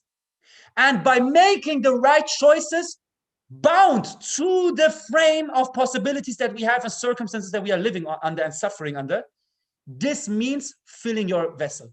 And you have always a responsibility to yourself, always to fill up your vessel, independent of what others do to you. They can do whatever they want and they can break your heart as much as they want. You will still have a duty to yourself, and this will never be taken away from you, because this is a law of life. This is why Shor Effendi says all of us have to only answer. We are just responsible for one life and have to give answer for one life, and this is only ours, not our children's, not our parents, not our husband and wife. We can be an inspiration for all human beings around us in our environment, but you are ultimately just responsible to yourself. If somebody does something bad to you and you are crippled by that, this is possible, obviously, that needs treatment. But if you define yourself, your lifetime by that, you did injustice to yourself. You are measured with the different circumstances, of course, and you can't compare yourselves with others. But contentment means I am now in a state that I am, and it was very bad that this happened, but I'm not running from the darkness. I'm embracing the darkness. It's becoming a part of my reality. In what sense? That I'm not defined by that harm anymore and that difficult circumstances, but for everyone, something else. For one, is a stressful life in university. For the other one, is really a traumatic thing, but it's different. But you see, the different circumstances you have, they do not make you free of a choice that you have to make daily. And this choice is, what is the right thing to do in order to fill that vessel under that specific circumstance that were given to me. And this means then you can, this is why I said, you can be depressed, you can have cancer, but still be happy. Because this is why I said it's two different realms of topics, have nothing to do with each other. Because you can suffer and still partake on the condition of happiness, how Abdul Baha is explaining, and I tried with very broken English, try to express and summarize that for the friends. But you see, these things are interrelated and not completely like shunning each other as topics. So contentment, as I said, is what we said. You are content with a specific measure that Baha'u'llah gave to you, or life is making for you. Sometimes really the harm comes from others, and it could be also not be done to you. And then you see with this relative or absolute causality of happenings, what I mean, like absolute destiny or a relative destiny, you always have still to make a choice for filling your vessel. So this is one thing under the circumstances that you have. Yeah. But now another point is this. We have to, this is from the hidden words, what I want to say, one of the hidden Persian hidden words where Baha'u'llah gives us 3 counsels about being detached from wishes and in order to attain his presence. But to simplify that very majestic hidden word, which is also a little bit longer, I give you one quote from Buddha, from the Pali Canon, which is similar to that what Baha'u'llah says in the hidden words. Of course, not with that garment of the majestic eloquence, but conceptually the same. Buddha was asked, very interesting, His Holiness Buddha, I want to be happy. How? And then Buddha gives this answer that also the spirit of which reawakens in that very hidden word Persian. He was asked, I want to be happy. How? Buddha says, take away the I, take away the wanting. What is left then is happiness. So your friends, what does that mean? Again, he says, I want to be happy. Buddha says, take away the I, take away that wanting, this concept of to want something, and what is left then for you is in itself happiness. So what does that mean? Does that mean you don't have to do anything? No. To reach such a consciousness in itself is only possible in striving and by action. And what kind of action, everything we spoke about that a little bit today already, to reach such a condition of state. But now what is very important, the Baha'i writings tell us how to reach that, what Buddha is explaining here very, very interestingly. The I in that concept, the me or I, is to eliminate it, or how you say it, or to framed, yeah, to controlled. Abdul Baha says very clearly, by one very interesting mechanism in your mind. Really, friends, let us all understand this. Abdul Baha says one point. Whatever you do in life with your spiritual duties or whatever else, ask yourself, why? Why are you doing this? So eliminating the I is not like in Buddhism where it said you reach a state where you are absolutely free from self. What Abdul Baha speaks about selflessness and eliminating the self, of course, it's always part of our identity as a self-conscious entity, as an existential human being. You always have to be aware of yourself. So there is an I always. But when he speaks about the nafs, the ego, the self, and to eliminate that, does not mean really fight that and you demonize that. Of course not. We as Baha'is do not believe you conquer yourself by demonizing yourself and demonizing bad things in the world. Never ever demonize things in life. Yeah. Always understand the means that it can be a means to a higher purpose. And if it's not the means to a higher purpose, then just leave it away. But never demonize something. Understand it rationally, practically, by understanding that everything in this life has to be a means to a higher purpose. If the subject in university is a means to a higher purpose for your life, study it. If not, it's just making you sick, then don't study it. Put it away. Then it's not a means to a higher purpose. But nothing is ever going to be a self-purpose. If this money is a means to a higher purpose, wonderful. If money is making you crazy, then give it away. Better live without it. So it's not a self-purpose. It's not in itself evil, not to be demonized. It's absolutely wrong in Baha'u'llah's ethics to demonize things. But it is the right consciousness with which we approach things, yeah? So if this relationship with a person is making you sick, separate. And if this partnership is helping you to fulfill a higher purpose, work for it. That's it. So the question is why? And why is not just, is it fulfilling a higher purpose? It's part of it, but it goes a little bit deeper. If you want to reach a higher purpose, if you even want to reach a higher purpose, with what motives? The khulusaniyat, the concept of purity of motives is here important. What are the motives to do so? It's very, very important, friends.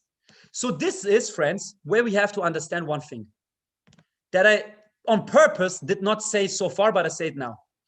If you speak about happiness, if you speak about perfection and everything you do, spiritualization, service is not the answer, because you have to ask yourself, why am I entering the arena of service? This is important, friends.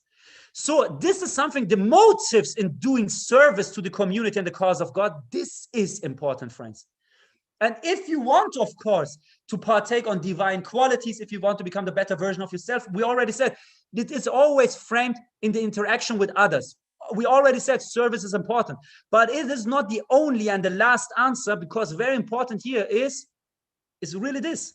Many times we do something, but we really don't understand that deep in ourselves, we want to be seen for having done this service.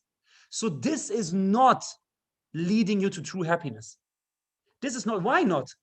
Because you pretend to be someone that you are in your inner reality are not. And this is what Baha'u'llah says: be a sinner, but never ever be a hypocrite. You know that very tablet where he speaks about these different contradictions. He says, go into the taverns, but do not be such a person and say others they should do it better. Be a hypocrite, but not a sinner. Yeah? Yeah, but this is very interesting, friends. So this is what we have to really understand here. This concept of, because this is the reason why I did not say happiness is equation, service. Because the question and underlying concept is here, service, first of all, like the revelation itself, is an instrument, is a means to a higher purpose, to become the better version of yourself by you being the source of others to grow through you and by you. This is service, to become the means of someone's intellectual, physical, moral growth. But now this is in itself, a service is just a condition of an instrument being used, made use of. But what is very important here is with what motives. It's very, very important. So when we speak about the I being eliminated in the Baha'i writings, it is always asking yourself why and what are your motives. Yeah, like Louis Gregory said once to Dorothy Baker when she gave that very eloquent talk speaking about the faith. You know that story. I make it short. Where then Louis Gregory is asking, where she's coming to the front, and Dorothy Baker is asking, like, so how was it? How was it? And yeah, she was very excited to have done it in the best, most noble way for representing the cause of Baha'u'llah. And then where Louis Gregory is saying, very importantly, saying, are you sure you're still doing this for Baha'u'llah? So if friends see, this is the most important thing when we speak about I. What I? What do you want to eliminate if you are not familiar with your emotions? Because what Shori Effendi says, the tricky part is here. Sometimes also wanting to overcome the ego is born by the ego. So you see, because you have read in the writings, you have to overcome the ego. The ego, Abdul Baha says, self, I, me, that's bad. We should overcome. But why do you want to overcome that? In order to be like reaching a state of being someone, or because you really spiritually, ethically are acquainted with the truth in that very guidance, you conquering your ego. So, or is it because you think then you're not going to be challenged anymore? Or people will say, look, this guy, he is someone, he conquered his ego. And then you see what? Conquering ego, which means actually to be humble. You say to the people, I conquered my ego because I'm so humble now and so on. I'm not doing this because but in that sense, you want to be recognized by others. You see, it's again becoming a status symbol. Conquering ego is free from every status in the past. Power, influence, money were status symbols. Baha'u'llah is taking the stigmatism away in his ethics. But we should be aware not to create a new, a substitute status symbol. The most humble one, the person most serving, the most modest one, the guy who most of the times is free of his ego. You see, this in itself, per definition, is not a status symbol. And this is why Baha'u'llah in the paragraph 36 in the Kitab al-Aqdas is warning, where he says there are people washing all the feet of the people in the earth, not letting one a dot of dust in the world, being not a witness of their worship, and still their deeds are not accepted by God. He says, what is giving life to the deeds is my well pleasure. And this is what Baha'u'llah makes very clear. Whatever you do it for Baha'u'llah. And this is the only thing that should be our driving force in doing what we are doing. Yeah. And of course, yeah, it's very like far-reaching now. If I say like, or that also the Bab criticized in the past theologies that people were praying to God for hell or for paradise and everything, and it should be not out of these notions. All these points that we also like mentioned, I don't know, many months ago when we had this, many moons ago, as if the friends would say, when we spoke about the dispensation of the Bab before in 2020. Now, friends, another point for overcoming the self and the wanting that the Baha'i writing says, first, you practical mechanism, ask yourself why you are doing what you do. Why are you praying? Are you praying because you're afraid of hell, or because time is running up for the obligatory prayer, you quick have to do that, and something like this? Or why are you fasting? Yeah, ask it. This is just because if I don't do that, then people in the community will speak badly about me, or I'm afraid of hell, or what is it? Or why am I going to a service project or to teaching to someone who has a different opinion? Do I have to show him that I know better than him? I won that debate? Or what is it actually, friends? Really, what is the motive? And this must be asked time and again of ourselves. Yeah. So now, another point. When we are also giving a vote for election, everything in life stands and falls with that aspect. What is your purpose in life? So also actually why we are saying 95 times Allah a day is because of that. The Bab said 95 in the Kitab al-Bayan is the numerical value, the abjad of lillah, doing something for God. By saying Allah Apa, the greatest name, 95 times, you are daily remembering yourself, reminding yourself, whatever you do, you have to do it in a way that Baha'u'llah is okay with that, content with that. Whatever you do in your daily life, in your household, in your service, in your life, creatively, whatever, with friends, whatever you do, do it in a way that Baha'u'llah is pleased by that, is content with how the condition you did that. This is the secret of 95 times Allah. Reminding you, whatever you do in a daily basis, is for that purpose, for no other purpose. So now, something very important here is this. Another point. Next to the why, aid of prayer is important for being free of the wanting and the self. Aid of prayer, which is mentioned really in the writings. Because why? Because it's transforming your consciousness. Not prayer, just reading a prayer, but a prayer with this understanding, with this comprehension. I'm opening this prayer, and these are creative words. They will change my consciousness. They recreate a new landscape in my consciousness. This is how we should pray, actually. You open the prayer, and your thought is, how is this shaping consciousness? The consciousness is actually, just to say it in brackets, is what we as Baha'is understand as the soul. Soul is not a secret mystery that we can't find a word for. What its essence is, yes, but what we understand as the nafs natireh, the soul or the spirit, depending on the translation, is actually nothing else than the consciousness of man. So, which will last in all worlds, is this consciousness. So now, which is very important, is understand your noble identity. We spoke about that before. This will help to understand the concept of being free of self and wanting. And we spoke about the concept of hope already. Now another point, we come to the end game of our session today. What about the concept of what is actually a distraction for us partaking on happiness? There are different points, and friends could sing a song about that. So many things that are somehow a distraction, a hindrance, an obstacle. But what are the major obstacles that the Baha'i writings are warning us? It's very interesting. You know all the story. Maybe you've heard that. I mentioned that in another session also once, and for the Persian friends time and again, but I said once again here, because it's very important now. It is the concept of doubt and bad consciousness, guilt and shame. These are very, very, and being afraid, being frightened, scared. These are very important things to overcome in order to partake of happiness. About being scared or frightened, we talked about that in the session where I spoke about the book of the covenant, the Kitab Ahdi. So for the friends, you can listen to that if you want, if you have times to spare and everything. We spoke about that Baha'u'llah's revelation, one point of Baha'u'llah's revelation is to come Baha'u'llah has come to enable you to overcome fear, to eliminate fear in man and what fear means. And we spoke about the meaning, the philosophy of fear.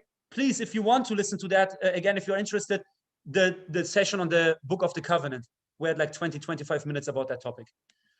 So now, next to that, there are other things, bad consciousness, doubt and everything. So about the bad consciousness, friends. No one can really become happy in a day-to-day decision. When we said happiness is, you daily decide yourself on that. In every year of your life, month, with every breath, or with every century of your life, you strive and then you partake on happiness because the vessel of yours is expansion. According to its expansion, it's filled with what you can do, what you can be, your potentials and everything. One important point is here, friends. Whoever is not able to forgive himself can never be happy. This is what Abdul Baha makes very clear. Abdul Baha unmistakably makes clear, whoever cannot forgive himself will never, and cannot be gentle to himself by forgiving himself. Being gentle himself, tender to himself, can never be happy. So why? What does that mean? So first of all, Abdul Baha says this. You should never ever now listen closely, friends. You should never ever belittle God and make him smaller than yourself. Because if you as human beings are able to forgive and to have mercy, empathy, even with bad people in their weakest moments when they're crushed on the ground, some of us really have this tendency to still show sympathy. An evil mischiever did something bad, very bad, but then we see him in his weakest, poorest moment. We still sometimes say, now I feel like pity for him. I feel mercy for him, yeah? So even if human beings can feel like that for their oppressors, don't you think that God is able to forgive any one of us? So you would make God smaller than yourself when you say, he will not forgive. But I as a human being, I'm able to forgive. If somebody did something bad to me, I forgive him. It's forgotten and it's all gone and so on, yeah? So you see, of course, we should never, this is an important notion to understand why we should forgive ourselves. Because God's forgiveness is infinite. And God did not create you here. And as they say in Islam theology, for example, sometimes notion. You're not here that he's observing you. You did some good things, some bad things, and then they're weighing them against each other as a pro and contra list against you, making a case against you in a court, and then it's judging you, and then you go to hell and burn for eternity.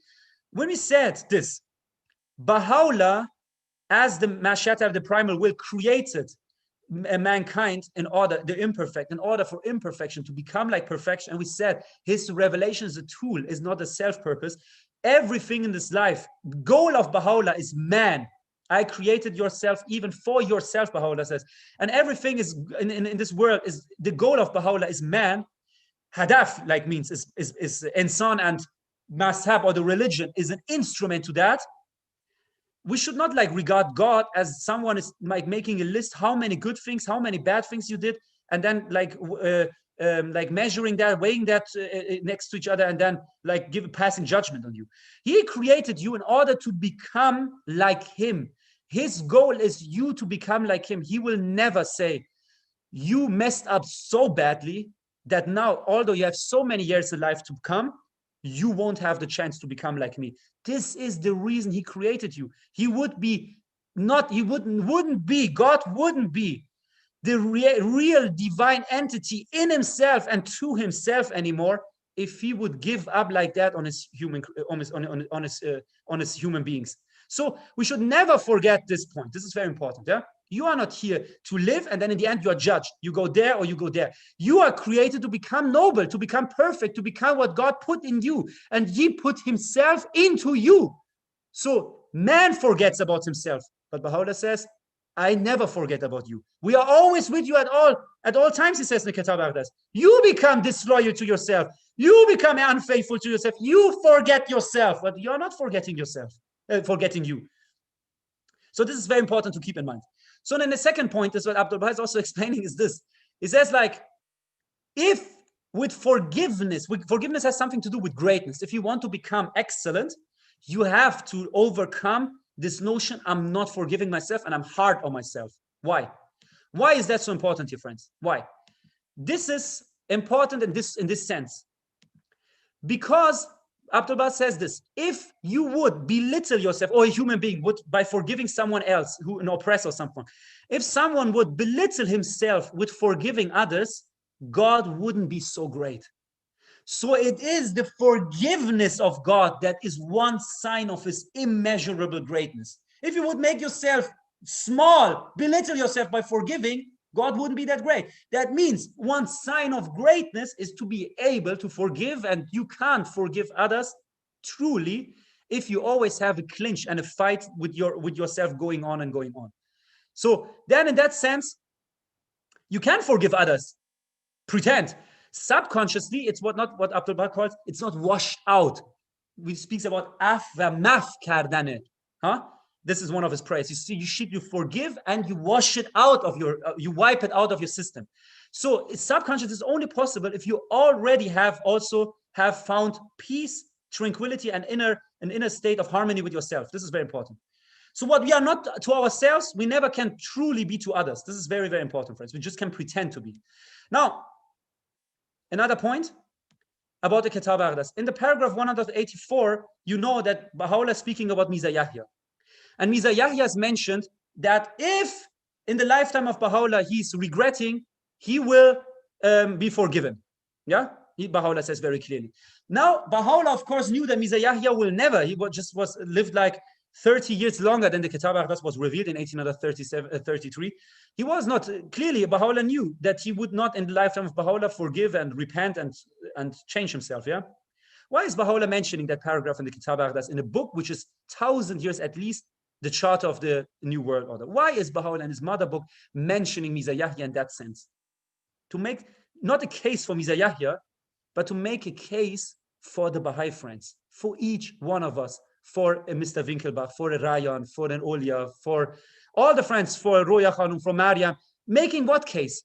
Telling you this, you all are far away from being Mirza Yahya, who did so many harmful, he killed some of the relatives of the Bab, like one of them and some other nameful honorable Babis. He poisoned Baha'u'llah, did so many things, corrupted the writings, did so many things, joined partners with God, with claiming himself being the promise, for so many bad things. The thing with the wife of the Bab, there was the second wife of the Bab, which was very, very evil and so on. So many bad things he did.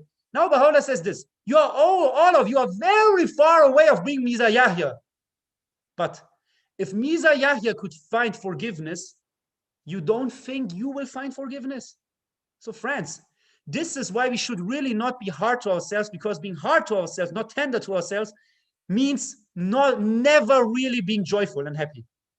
This is another state of not being happy. I said one thing is if you never try to become better, you are happy, joyful, really somehow with your mind in Asaman. You're somewhere in the sky, not really understanding the true purpose of your human life. You're just content with what you have, family, this, that, day in, day out. There's one part, not really understanding what happiness is. The other counterpart is you are so hard to yourself in order to become better that you are forgetting what it really means to grow and to become better. So friends, now, in order according to that, we just have like 12 minutes or left or something.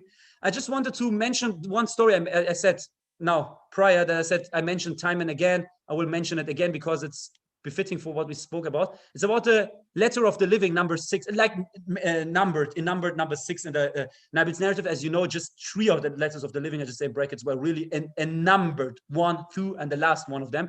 But the rest were just classified by Nabil in the sense of like, just randomly enlisted. And the person that you find there as number 6 is Mullah Hassan Bajistani.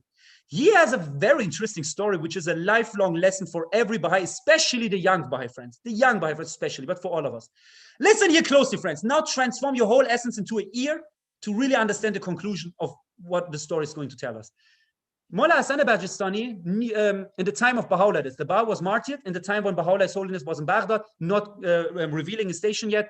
He knew about the Kitab al-Bayan, where the Bab in the prologue of the Kitab al-Bayan is elevating the story of the letters of the living very extremely. He says like they are 1,000 times more holy than the Imams of the Ahlul Bayt of Islam, and the Imams are 1,000 times more holy than the apostles of the time of Christ. And he says like they are the return of the prophets of the past, the letters of the living, and they're like very elevated, that since time immemorial they were chosen for this station and everything. So many wonderful, amazing, elevating explanations. The whole first prologue of the Kitab Bayan, the first chapter, is full with elevating the story of the letters of the living. But now comes a very interesting part. Mullah Hassan Bajistani, after the martyrdom, he is now challenged in his consciousness. And we all might have like sometimes, not this challenge, but similar challenges, friends. An unease in our mind. Why? He is like asking Baha'u'llah this. He says he has doubts. He says he's doubting the Bab because of what? He asked Baha'u'llah Baghdadis. He says the Bab elevated the station of the letters of the living so very tremendously. I know myself, and I know that I am not what the Bab says. I know that I'm not this. I know about my weaknesses and in my incompletion as a human being. I'm not this, what the Bab says. And if the Bab, now listen, if he was not right, God forbid, about my station, now maybe he, God forbid, he was not right about his own claim either. So what does it mean? Mullah Hassan Bajistani is doubting himself, and self-doubts become the means to doubt your Lord, your creator. So you see, very dangerous. It starts with self-doubts because why? Because you know God if you know yourself, and you're away from God if you're away from yourself. This is very important to keep in mind. So now he's asking Baha'u'llah, what is this? As like how to handle this doubts? What is this? And Baha'u'llah gives a very amazing answer with two answers. Yeah, one general one, and one more specific one. But we just speak about the specific one here. The other one maybe in another context one day. So the specific answer of Baha'u'llah is this. He says, you only see what you are, but God sees what you can become. So you are doubting because you see what you are now and what you don't have. The Bab saw what you can potentially be and become and partake on. So friends, this is very important. We only see the presence. God does not see what you are, but what you can and are meant to become. This is very important, friends. Keep that in mind. Another story then from Abdul Baha in that concept is this. Abdul Baha is explaining doubt, bad consciousness, guilt, shame was so instrumentalized by the Catholic Church and also by Shia Islam that always to educate you with shame, letting you feel like with shame that you're a sinner and that you are doing evil, you are incomplete, you are evil and bad and so on and far away from perfection. And this is the reason why God is not satisfied with you. So we spoke about that, as I said, also before in the concept of the Book of the Covenant, when we spoke about the driving force for doing what we're doing as a Baha'i, fulfilling our Baha'i identity, what Baha'u'llah calls this concept of love and so on, and what love really is, contrary in contrast to being afraid and shame. But now in that part, the story of Abdul Baha is very interesting to come to a conclusion in this last minutes we have. Abdul Baha is mentioning the story of this well known to us with Judas and Peter. Yeah, very interesting. So he's not really repeating the story of Judas and Peter making a case. Judas did this and Peter did this. He wants to draw a conclusion for you, for your human being, as a Baha'i, for your personal life. He says this, you know, that Judas was betraying his Lord Christ, and his shame and bad guilt and bad consciousness drove him to kill himself, to hang himself, yeah, because of this bad guilt and this bad consciousness. Peter did something similar like Judas, in another sense, but similar. He also rejected his Lord, 3 times repenting and so on. But now interesting thing is what Abdul Baha says, see the difference.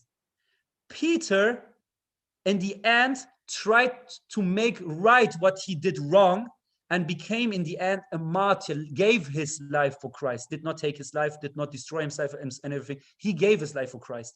Why? And what does that mean? It does mean this, Abdul Baha says.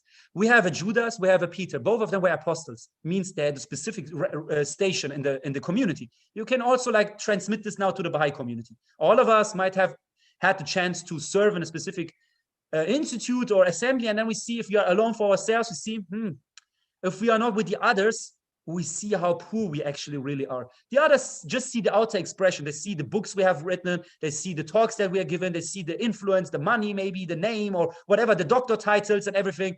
But if we are for ourselves, we know we are not what the others see. We see this small, poor reality of ourselves, identity, which is struggling very badly. Yeah. And now, in that sense, it's very important. It's the same with Judas and Peter. Peter did not have this inner struggle and poverty and a moment where he was absolutely lost and further away from God than ever possible by repenting your Lord, being his first believer? Of course he was. So Judas, as being one of the specific preferred believers of Christ, he had this challenge as well. He had a moment of weakness and he betrayed Christ badly. Now the difference is, Now the difference is this, friends. God did not expect any one of them to give his life. This was a decision given to both of them. Abdul-Baha explains, this is actually Abdul-Baha's conclusion. He says, the right approach to your mistakes is this, like Peter. See your mistakes, be truthful to yourself, be real to yourself. Do not put a mask on yourself and go to a next Baha'i meeting and everything. Really understand your weaknesses, really understand what you did wrong, but let it fuel your fire to become better than you have ever been. Use that wrong that you did to your Lord by not living according how he wanted you to live, and prove to yourself better. And what is very important this year, do that. Why did Peter give his life? And he said at the end, crucify me in another way round, because he did not want to be crucified like Christ was crucified. Why? As a sign of a thankfulness to the blessings of Christ. Your thankfulness to Baha'u'llah shows itself. You know about your weaknesses, but you are not running away from their weaknesses like Judas, and you're taking your spiritual identity, say, I'm not Baha'i anymore, I don't come to the community, don't come to the service. I am not living a Baha'i life, I don't come to the teaching project. If you are struggling, struggle for yourself, like all of us. No one of us is not struggling from these 200 people joining tonight. Struggle for yourself. Even members of Universal Justice are struggling. I can easily tell you. Otherwise, Baha'u'llah would not reveal the obligatory prayer, the long obligatory prayer that we all are saying. It's not one is saying this, the other one is saying that.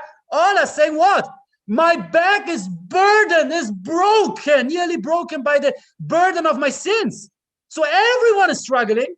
But let this, if you struggle, out of your thankfulness to Baha'u'llah's blessings, try to become better than you have ever been.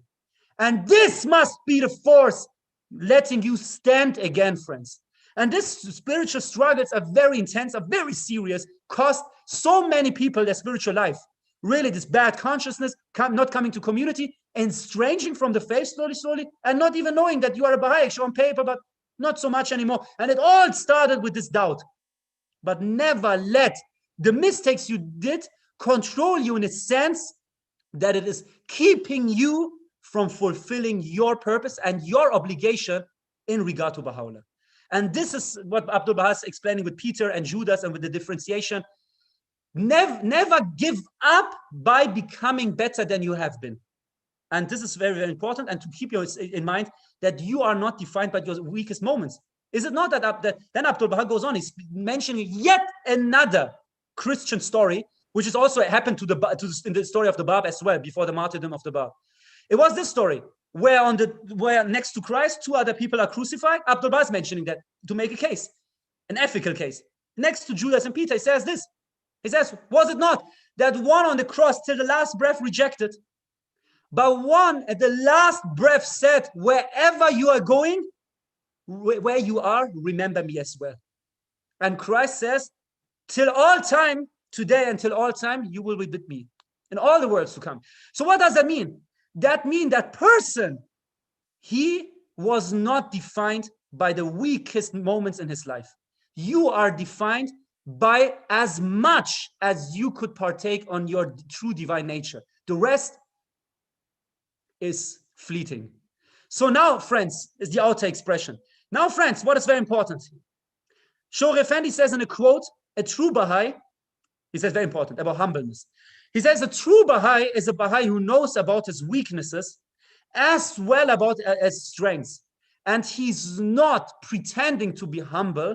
Wherever he knows about his strengths, he's conscious about his abilities. So humbleness is not just to pretend to be like lower than the others. This is not honest. This is not truthful. This is not real. Humbleness means me to be aware of your weaknesses, to be aware of your strengths, to work of your strengths in order to overcome your weaknesses.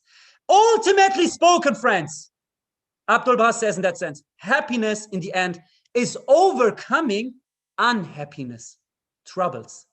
Think about your life as a long struggle. Long struggle. You resolve one trouble, comes another. And the side effects are very often unpleasant.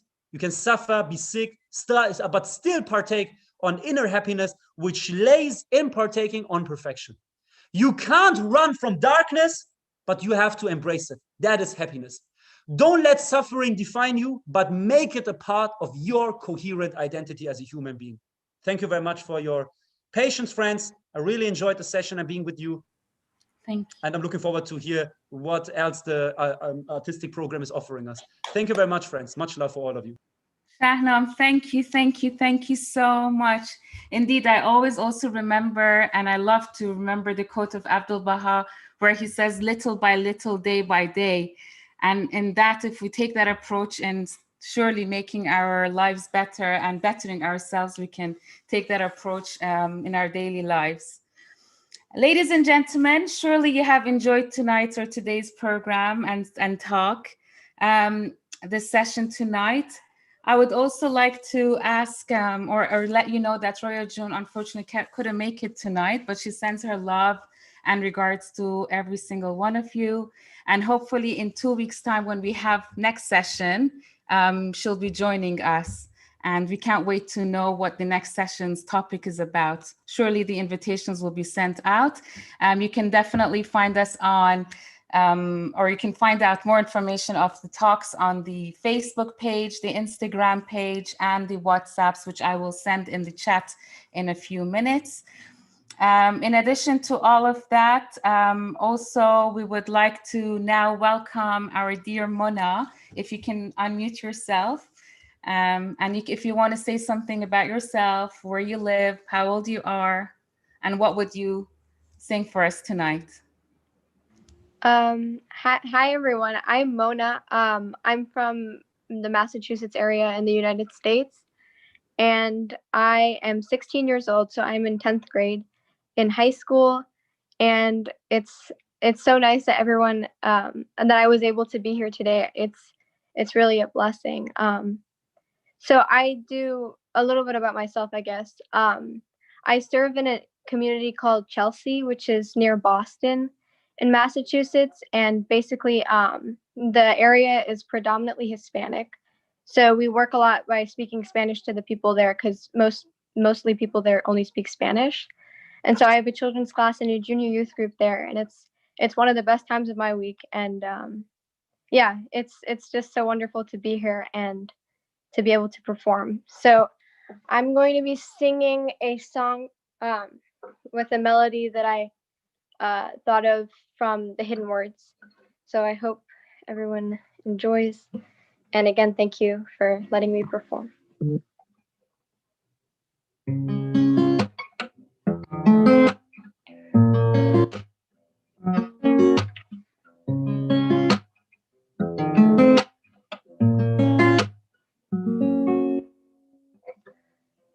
Oh, son of being, oh, son of being, of being. Oh, son of being, oh, son of being, of being. If poverty overtake thee, overtake thee. If poverty overtake thee, overtake thee, be not sad, for in time the Lord of well shall visit thee. Be not sad, for in time the Lord of well shall visit thee. Fear not abasement, for glory, for glory.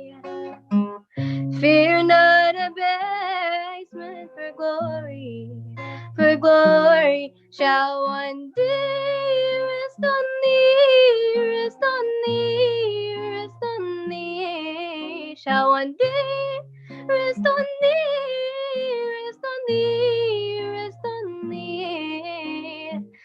Oh, son of being, oh, son of being, of being. Oh, son of being, of being, of being. If poverty overtake thee, overtake thee.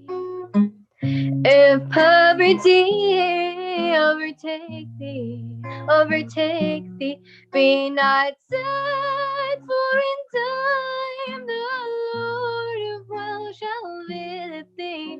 Be not sad, For in time the Lord of well shall visit thee. Fear not abasement, for glory, for glory. Fear not abasement, for glory shall one day rest on thee, rest on thee, rest on thee. Shall one day rest on thee, rest on thee, rest on thee. Oh, son of being, oh, son of being, of being. Oh, son of being, of being, of being, of being.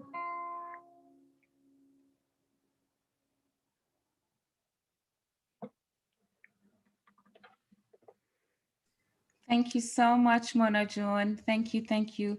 Did you want to also play another one, or? Sure, I have another one as well. We'll be happy to hear. Thank you.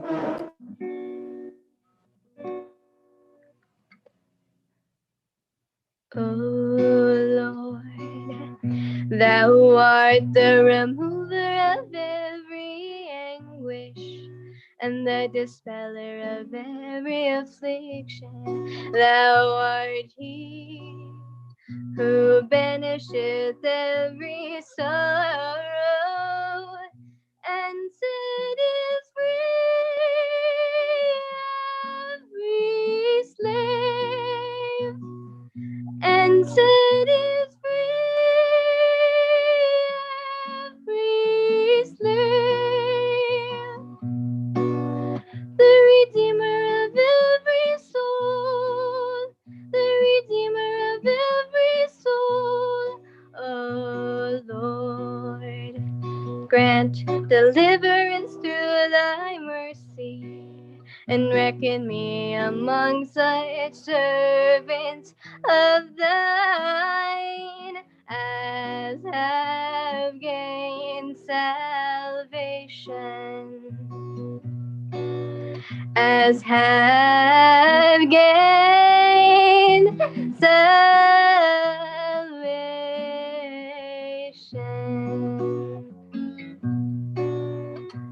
O Lord, thou art the remover of every anguish and the dispeller of every affliction. Thou art he who banisheth every sorrow and setteth free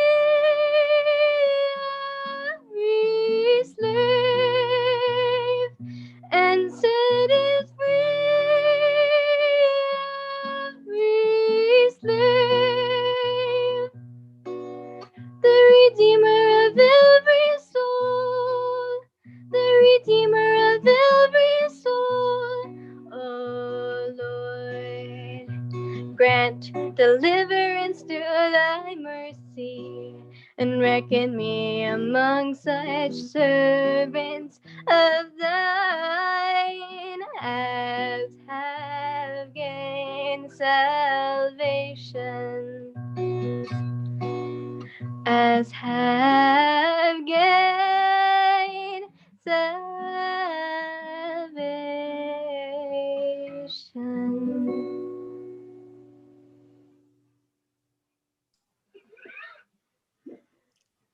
Thank you so much, Mona June. Thank you so much for accepting our invitation.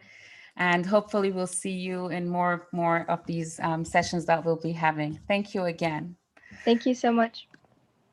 Ladies and gentlemen, before we go to Nassim June, who's gonna join us from Namibia, I would like to also share this screen because a couple of you guys were asking of the information with regards to the Facebook page and the WhatsApp. So if you want to screen capture this, please go ahead so that you can have the information of where you can sort of find out which days the talks are. But this English one specifically is every other week.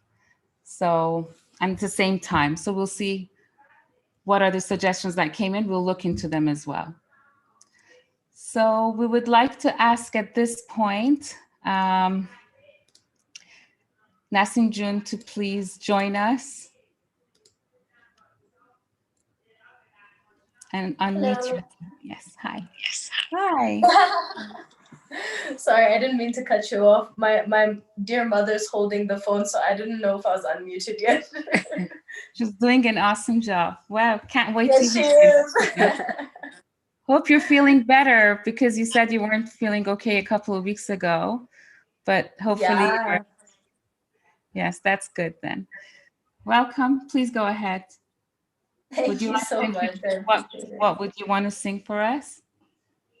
Well, it's been a while, honestly. I'm going to try to do Queen of Carmel for you guys.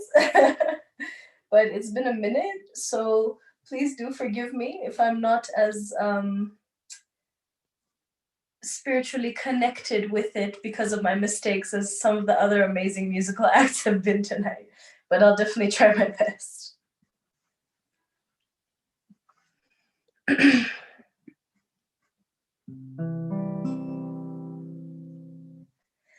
Standing on the mountain, looking across the bay, the Queen of Carmel reigns. She reigns majestically. Cry out, oh Zion.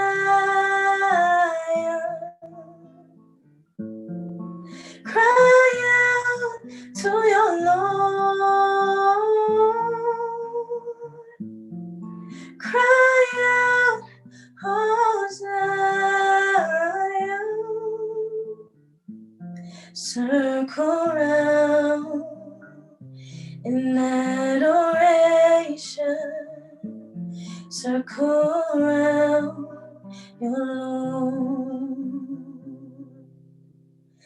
Unto God, the Lord of Lords, belong kingdoms of earth and heaven.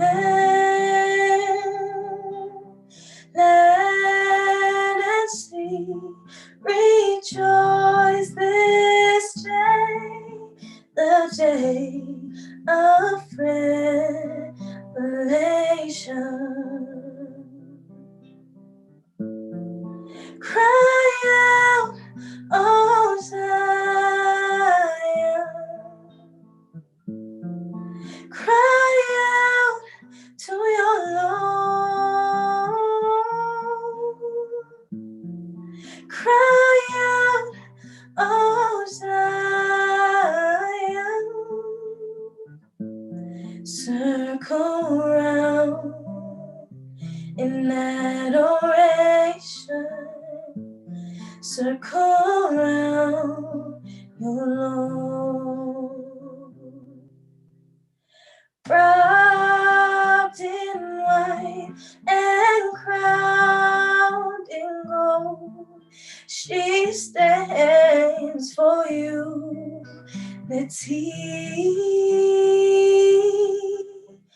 God will send his upon thee, as mentioned in the book of names.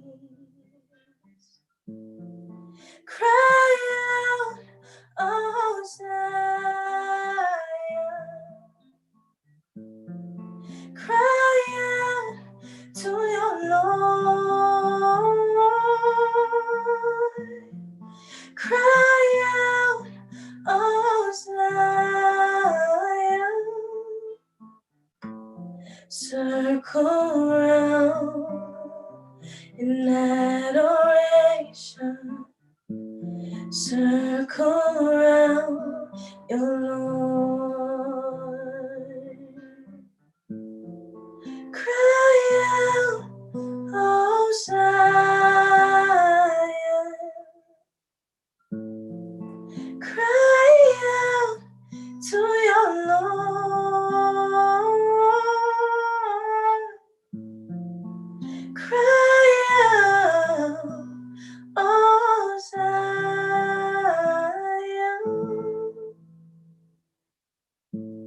circle round in adoration,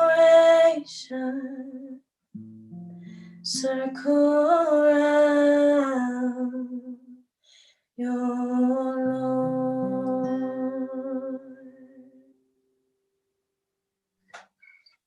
Wow.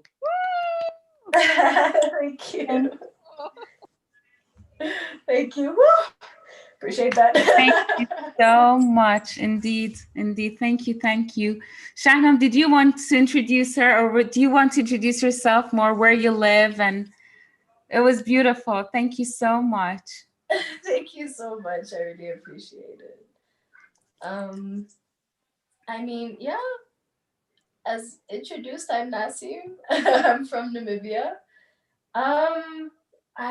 I don't really know what else to say. I'm really grateful to this is the second time we're part of the English sessions, the Zoom devotionals that you guys have.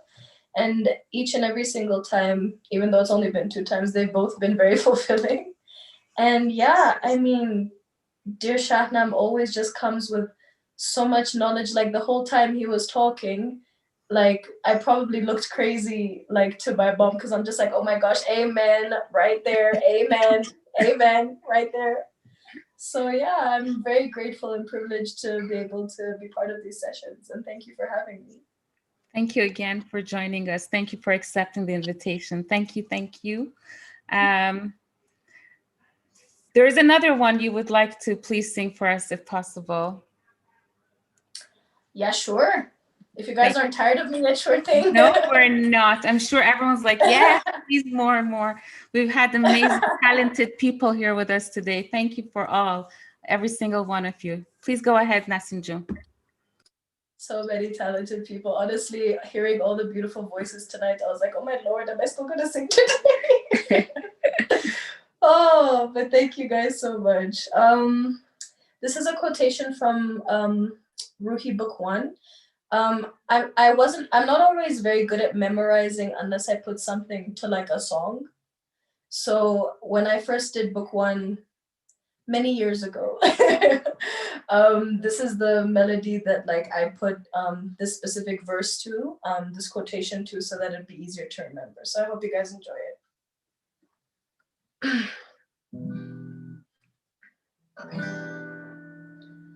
A kindly tongue is the lodestone of the hearts of men.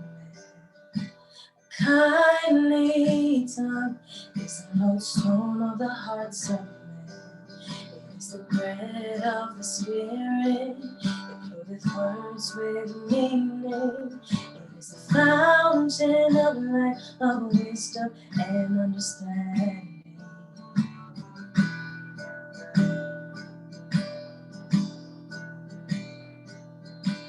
Kindly tongue is the lodestone of the hearts of men. A kindly tongue is the lodestone of the hearts of men. It is the bread of the Spirit. It clotheth words with meaning. It is the fountain of life, of wisdom and understanding. Kindly tongue is the lodestone of the hearts of men.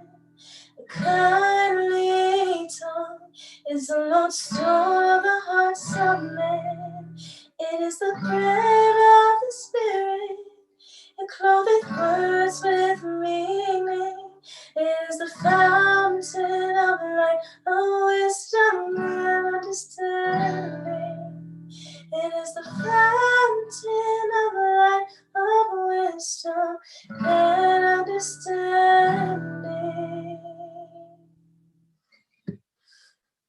Thank you. Thank you. Thank you so much. Oh my God, no words to express our gratitude to every single one of you that has definitely taken us to the other world with all the talent and stuff. Thank you so much. Shahnam, did you want to say anything before we end tonight's program?